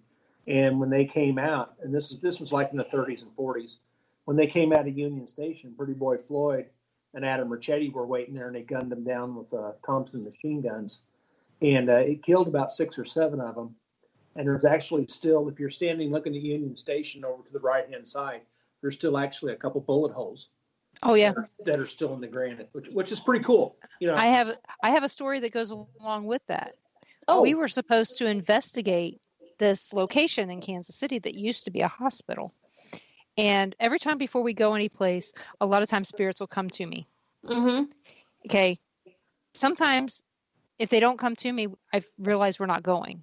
But I thought we were going to be going to this place, and this spirit came to me. His name was Frank Jelly Wright. He was one of the guys that was shot in that event and went to that hospital, and that's where he died, was at that hospital. Oh, wow. So he was one of Pretty Boy Floyd's guys. Wow. Frank Jelly Nash, not Frank Jelly Wright, Yeah. Frank Jelly Nash. Yeah, and they killed the snitch because he was going to testify against them. Mhm. But there's And- also the legend that says that it wasn't Pretty Boy Floyd and Adam Ricchetti. They said the Kansas City mob killed him. it wouldn't surprise me because that area that we were talking about that had the all the haunted houses in Kansas City. Yeah. That's a lot of the places where the Kansas City mob used to be. Yeah. Was in that area where those haunted houses are. Oh, wow. They also have a ghost and gangsters tour that goes down through that area as well, that no, talks that'd be about cool. That would the be fun. the mobster history in Kansas City, and which is also related back to the area in New Florence, Kentucky, where Bobby Mackey's is. Okay. That a lot of that money back there used to flood through here to be laundered. Oh, wow. So, I mean, we could probably sit here all night and give connections between this location and that location and things like that. But that was one of the things that where Bobby Mackey's is, that used to be an area that was like a little Las Vegas area at one time. Well, I had no idea. How cool But- is that? Which is much more interesting than the stupid stories that we get that we're told about some of the places. And That the that's real what's a history shame. is so much more interesting. And that's a shame. Yeah, and I mean, like I said before, those, we hear all these legends, and those legends are the things that draw us to the places. But when we find out the real history, it should keep us coming back for more. Exactly. In 1983, I went to work at MSP. I was 22, and I worked for a year, and then I had to quit because it was very, very overwhelming in there. I think at that time there was probably 3,500 inmates in there. And when I came back in '89, they had dropped it down to about 2,000. So there was actually 1,500 more inmates in there. I was working the hospital one Sunday, and the captain said, "You're the sergeant. Go over and take care of it." And I had to go get this big ring of keys. So I had the run of this 5-story hospital. There was no key I didn't have. I had them all. So me being 22, I had nothing else to do. So I went and I started opening up doors and riding in elevators and in and out. I went through that place as far as I could go. Went through the morgue, the whole 9 yards. I took the elevator up. I came out on hospital 4. I unlocked the door. I walked in. I locked it back. And when I turned, I realized that I was in someplace different. The floor was immaculate. It just shined. It was just immaculate. I'm walking up the hallway, and the cells are spotless. They're like little rooms. It's different. And there's all these old men looking at me, and I'm like, why are they looking at me? And I come to find out, I had known a couple. And hey, how you doing? Hey, what's going on, Wells? How are you? And I'm thinking, I better get off of here. I don't think I belong here. Come to find out, they were the guys that ran the penitentiary. They was the inmates. And about a third of them was from St. Louis mob, Kansas City mob, and other influential inmates all throughout the state. And they had their own barbecue grill up there, and they was, doing their own thing. But back in the day, MSP, they had some very, very, very influential, powerful people in there. Mm-hmm. And it was like it was just like I knew I didn't belong in there, and I was the officer.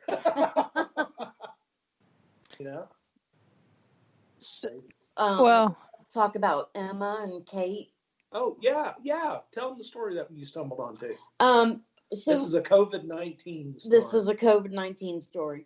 While we were in quarantine, I don't think that either one of us really ever watched Sons of Anarchy. Maybe just like an episode or two here and there. Mm-hmm. So we decided to watch it. And Jax is fine, man. He's a looker. Well, there's a scene where they talk about like the creed of their gang, and like anarchy and things like that. So Jax goes to this overpass. He goes underneath the overpass, and he gets out and he walks over, and written in, spray painted on the concrete wall is a speech from Emma Goldman. She was an anarchist, and I don't remember what the speech said. Well, it was just her creed. Yeah, it was like her creed about her beliefs. Yeah, don't go along with society, that kind of thing. Yeah, do your own thing. So, but Emma Goldman lived at MSP.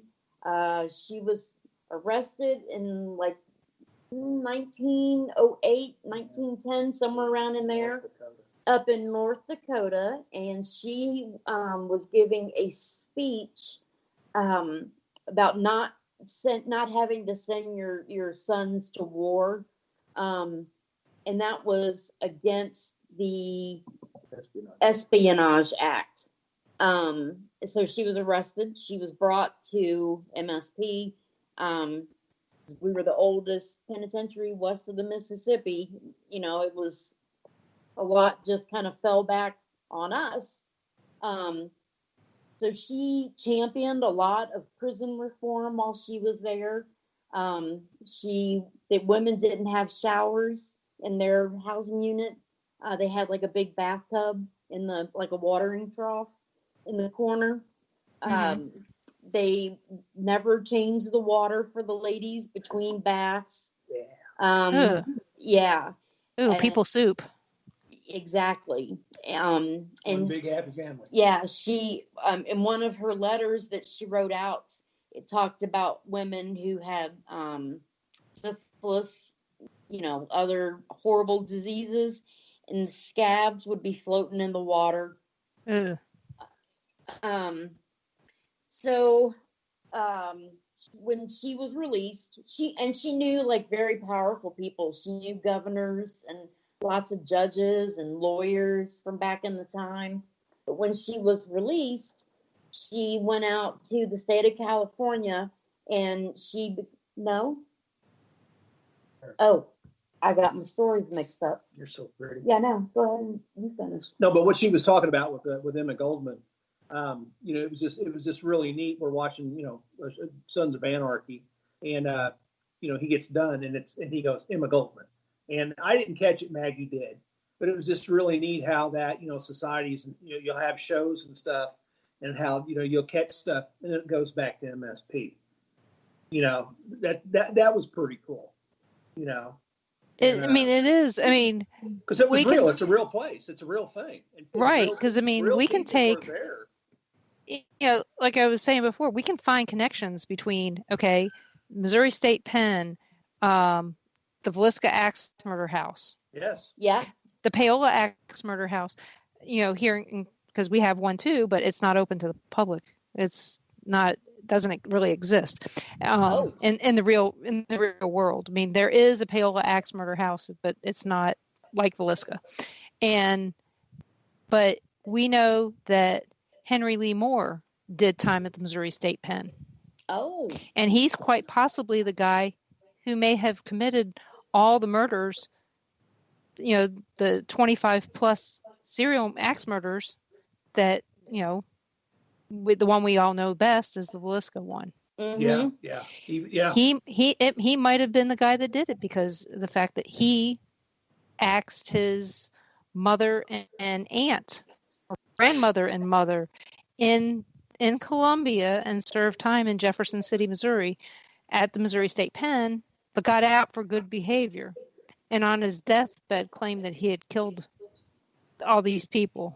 Oh, my! And it was thrown out. Right. The TV show Gunsmoke, it's talked about the Missouri State Penitentiary in it 2 or 3 different times. Mm-hmm. Another TV show, it's a Western in the beginning of it. They're talking about, guy, where you been? He goes, I've been in Jeff City doing time. Mm-hmm. So that would have been the 1880s, 1890s, and it's just really interesting. Opened the same 1836, same month the Alamo fell. Just on and on and on. It's just crazy, the history there.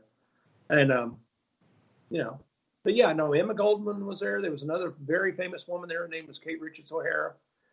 Kate was a socialist. She was real big into the unions. She was a machinist.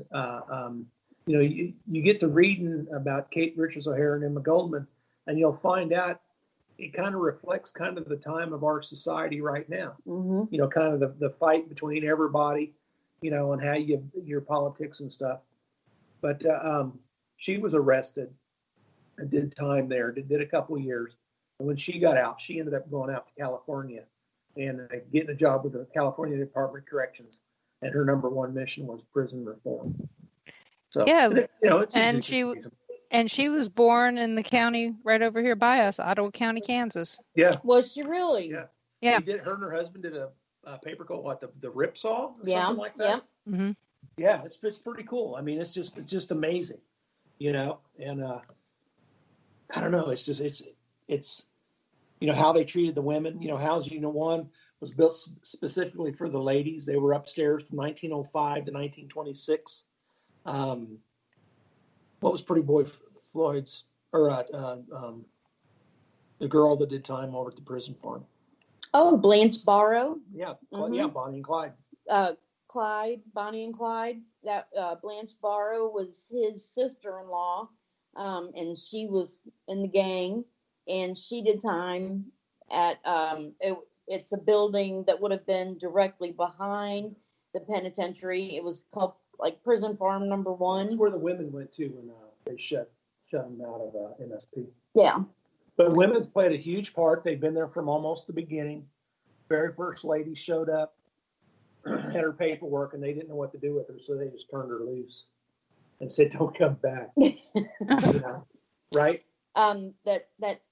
If anybody remembers that show, Who Do You Think You Are? Cynthia Nixon, remember the little redhead from Sex and the City? Yeah. Her great grandmother, about 4 times back. Yeah, was there, and her story is actually one of my favorite female stories. It's a bad one. This woman's, her name was Martha Casto. Her husband was incredibly abusive, beat her all the time, awful to her. Got up one morning and he looked at her and he said, "You're going to die today." Well, then the big dummy has the audacity to go back to bed, and fell back asleep. And she took it upon herself to bludgeon him to death with an axe. So she was sent to prison. Soon after she arrived, she went across the street to work in the warden's house, and the warden liked her a little bit too much, and the warden's wife didn't like her at all. Well, of course not. Right. So she escaped. She was captured just a few days after she ran away, and she was brought back to the prison. And 9 months later, she gave birth to a baby. And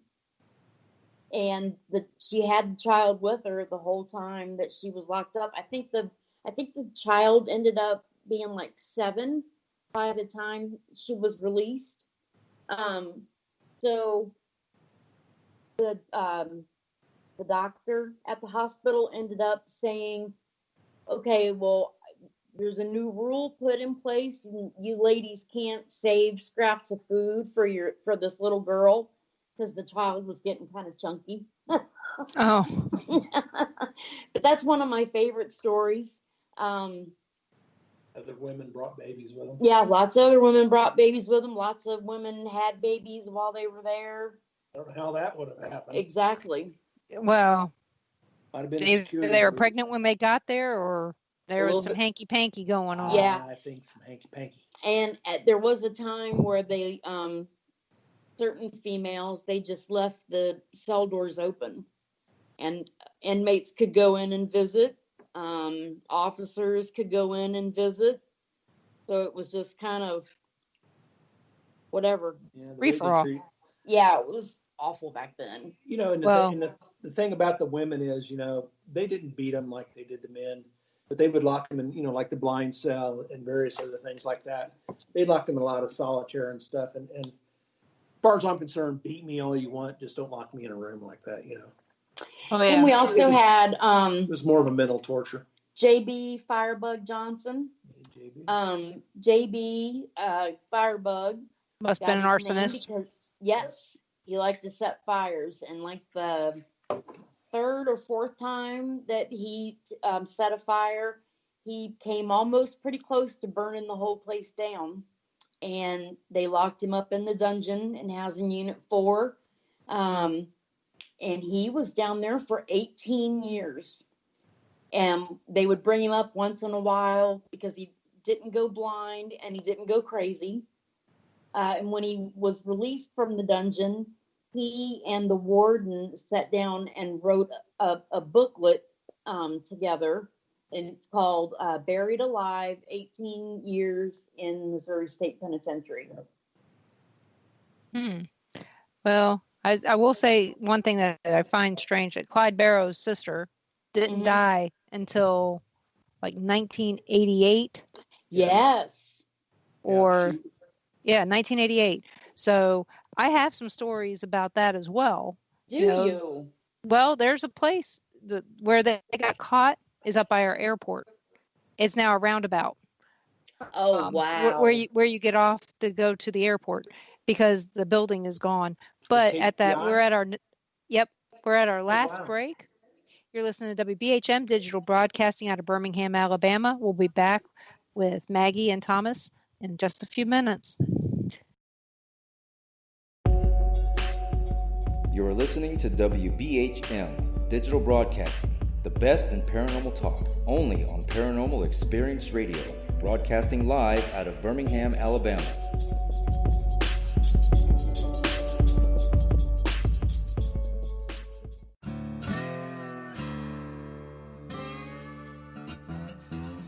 Oh, come on. I'm Southern, but... nope. That'll do. Hello.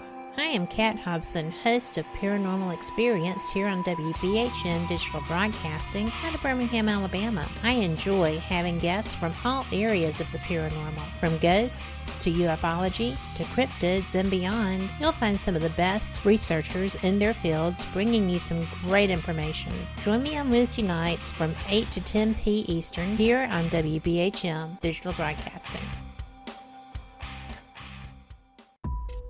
Since 1948, Fate magazine has brought you reports of the strange and unknown, all of them true.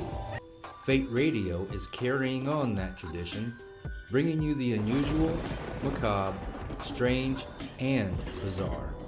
Join host Kat Hobson Sunday nights from 8 to 10 p.m. Eastern on WBHM Digital Broadcasting.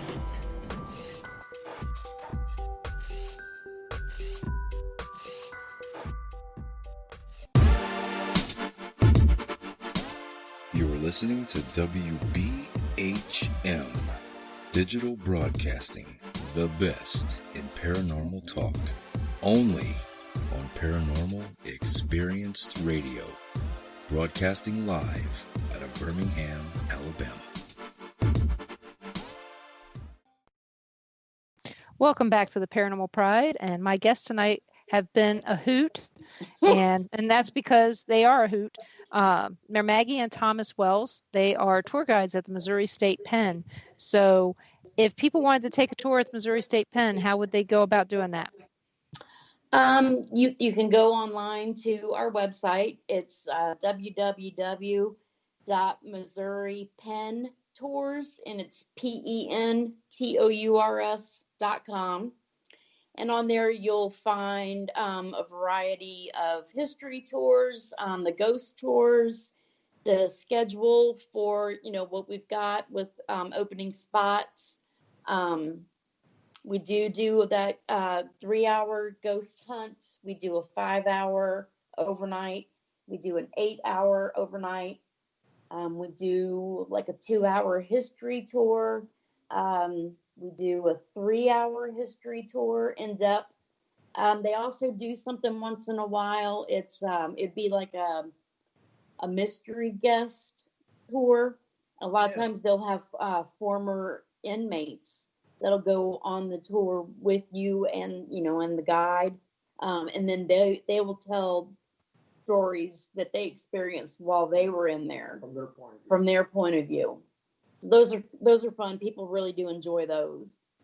There's actually there's a preacher up in Kansas City. His name's Daryl Burton, and I don't know who he preaches for, but he was actually he did 22 years, and the Innocence Project ended up getting him out. He wasn't guilty of the crime that he did the time for, and I hadn't been up there too long, and Daryl came with a group, and I was supposed to do the little speech in Poorhouse.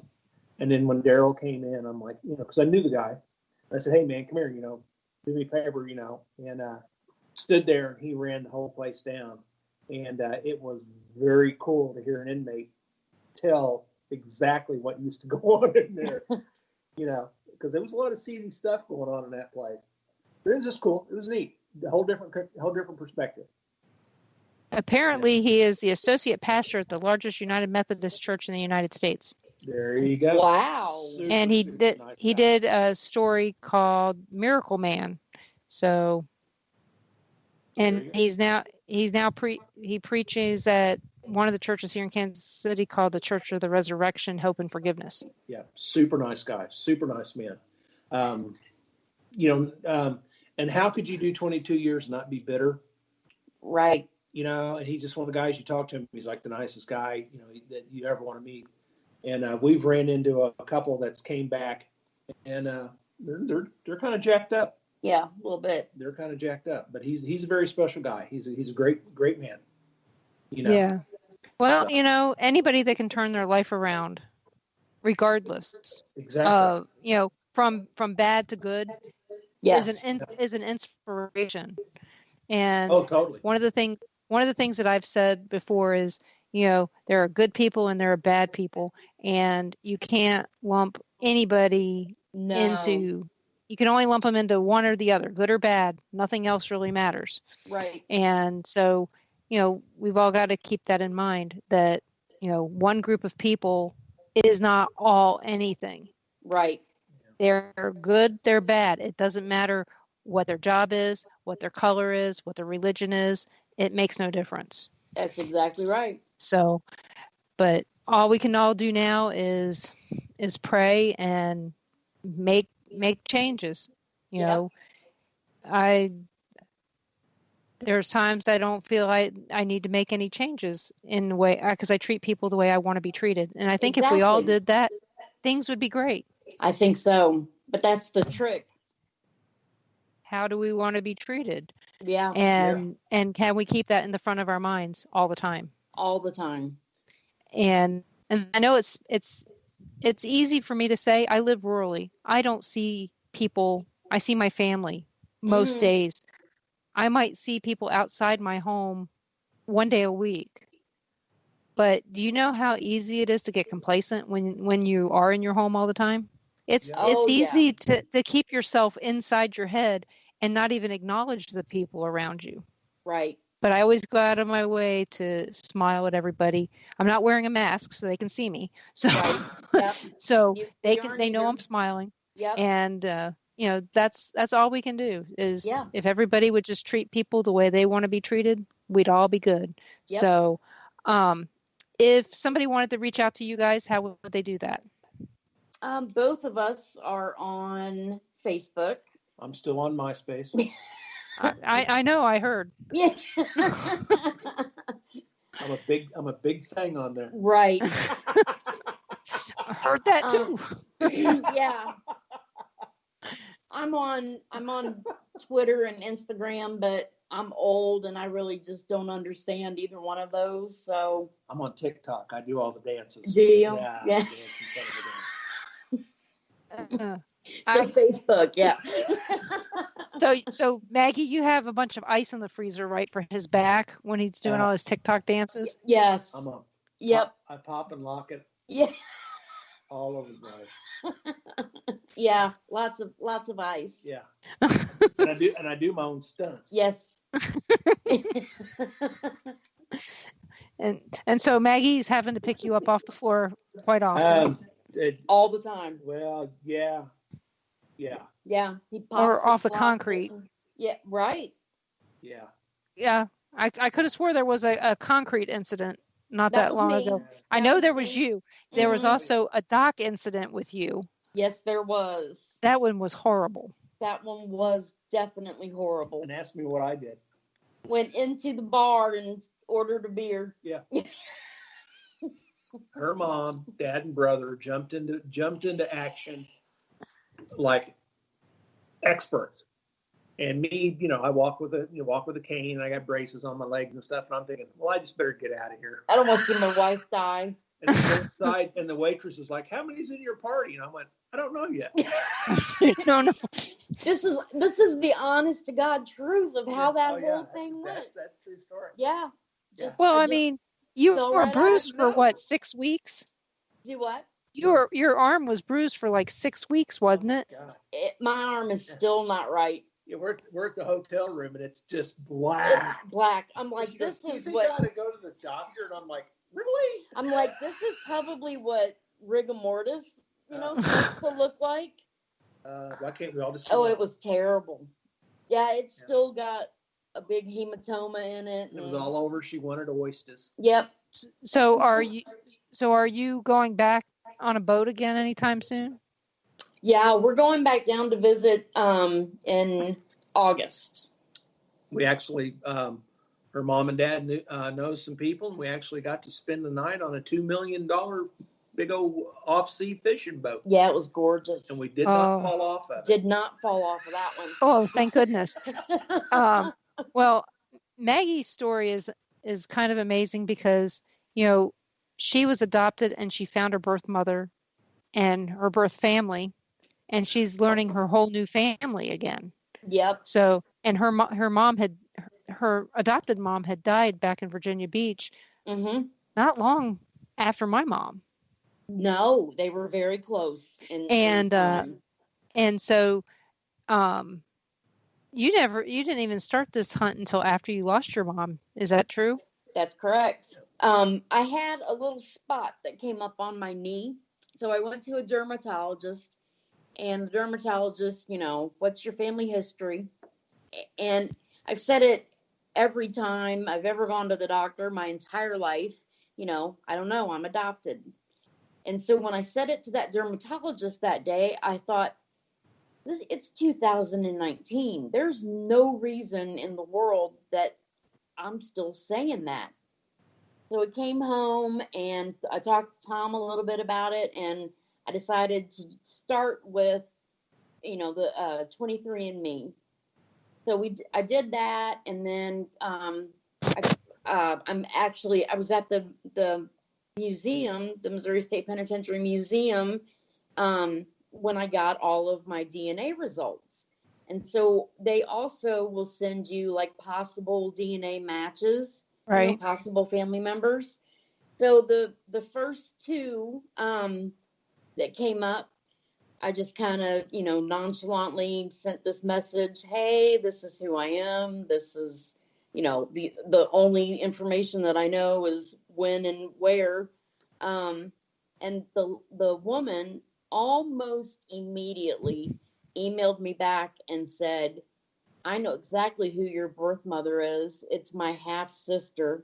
We just got off the phone. We're crying happy tears. Here's her phone number. And so in 1 day's time, I went from, maybe I'll get my, DNA results back, to that night I was on the phone with my birth mother. And her brother. And my brother. And her sister.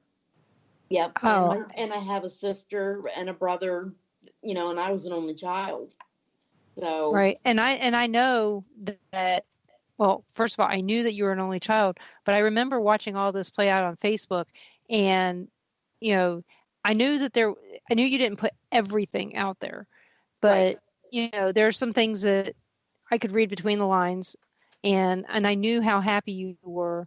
And especially when you went down, you've been down there multiple times to see them, and they've been up to see you.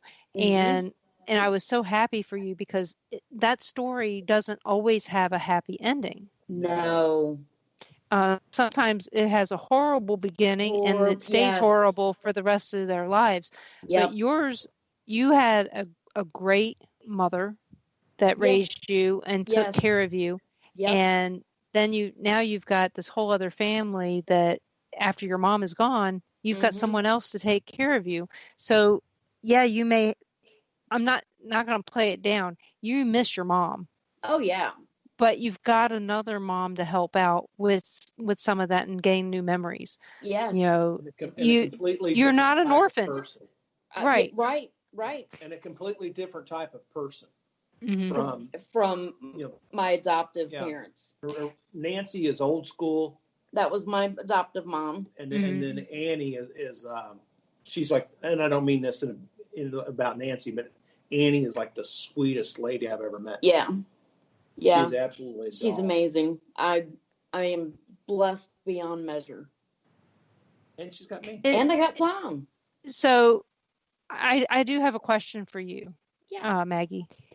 What would you suggest to someone who is trying to find out who their family is that was adopted? Maybe they weren't adopted, but their parents were. They could still do DNA. Yeah. Because the DNA is still the same. And so, like, the DNA will go and it goes into a database. And Ancestry.com, they do the DNA test as well.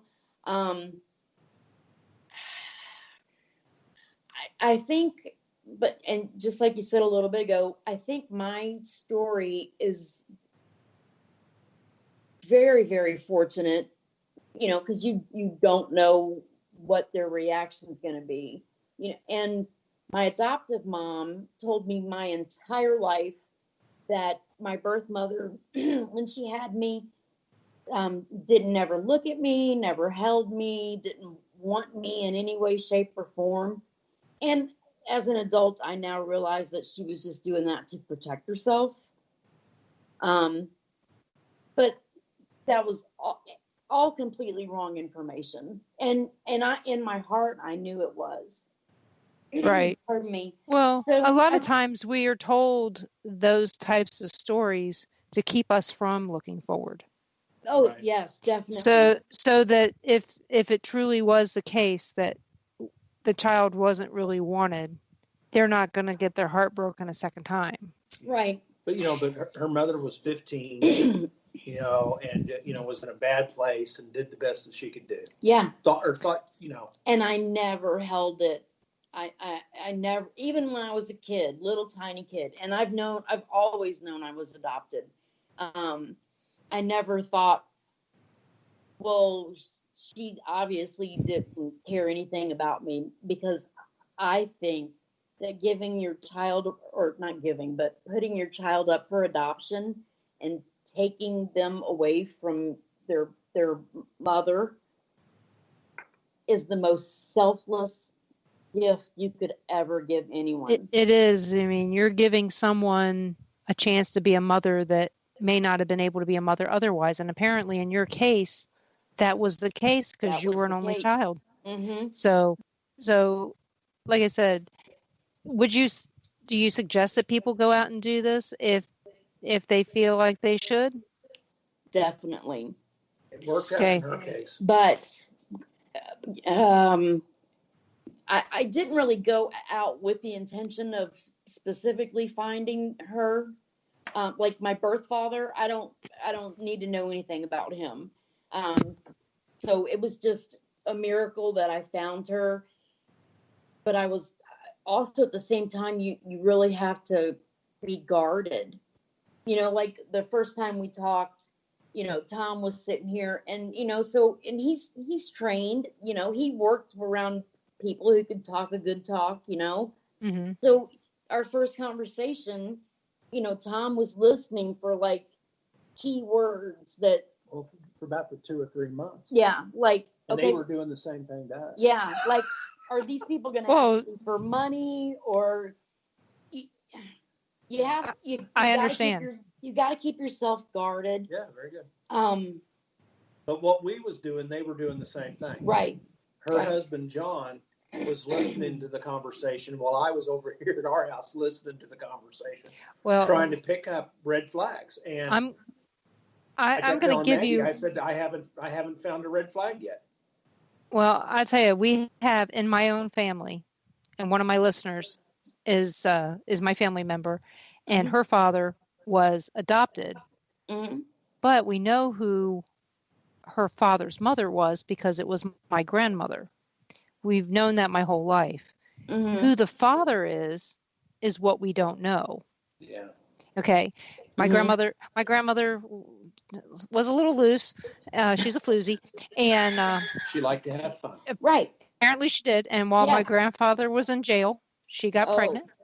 And, you know, so we don't know who the father is of my uncle. And my uncle has passed. So now, you know, we're working on it somehow, some way. We're going to find out. You know, I suspect it's another family member, but I can't. Not incest, but another family member in my family. See, we had thought the same thing too. Right.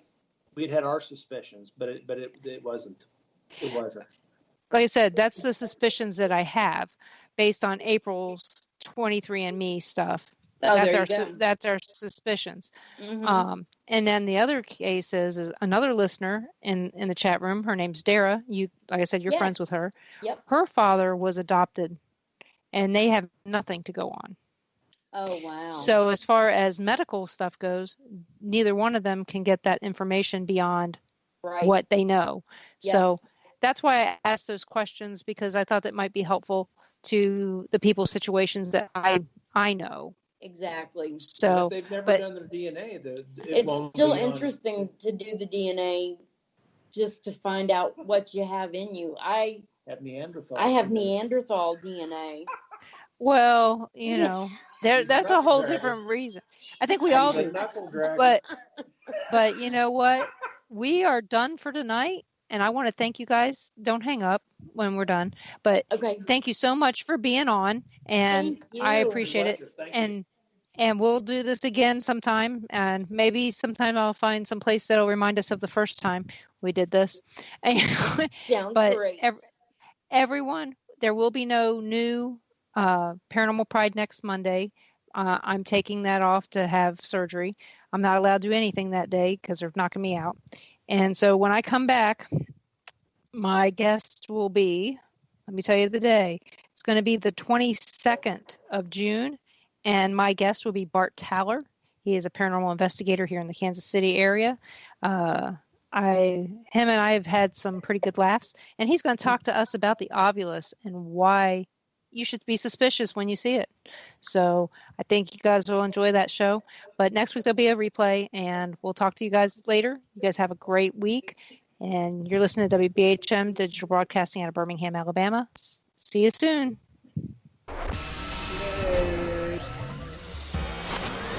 You are listening to WBHM Digital Broadcasting, Birmingham, Alabama.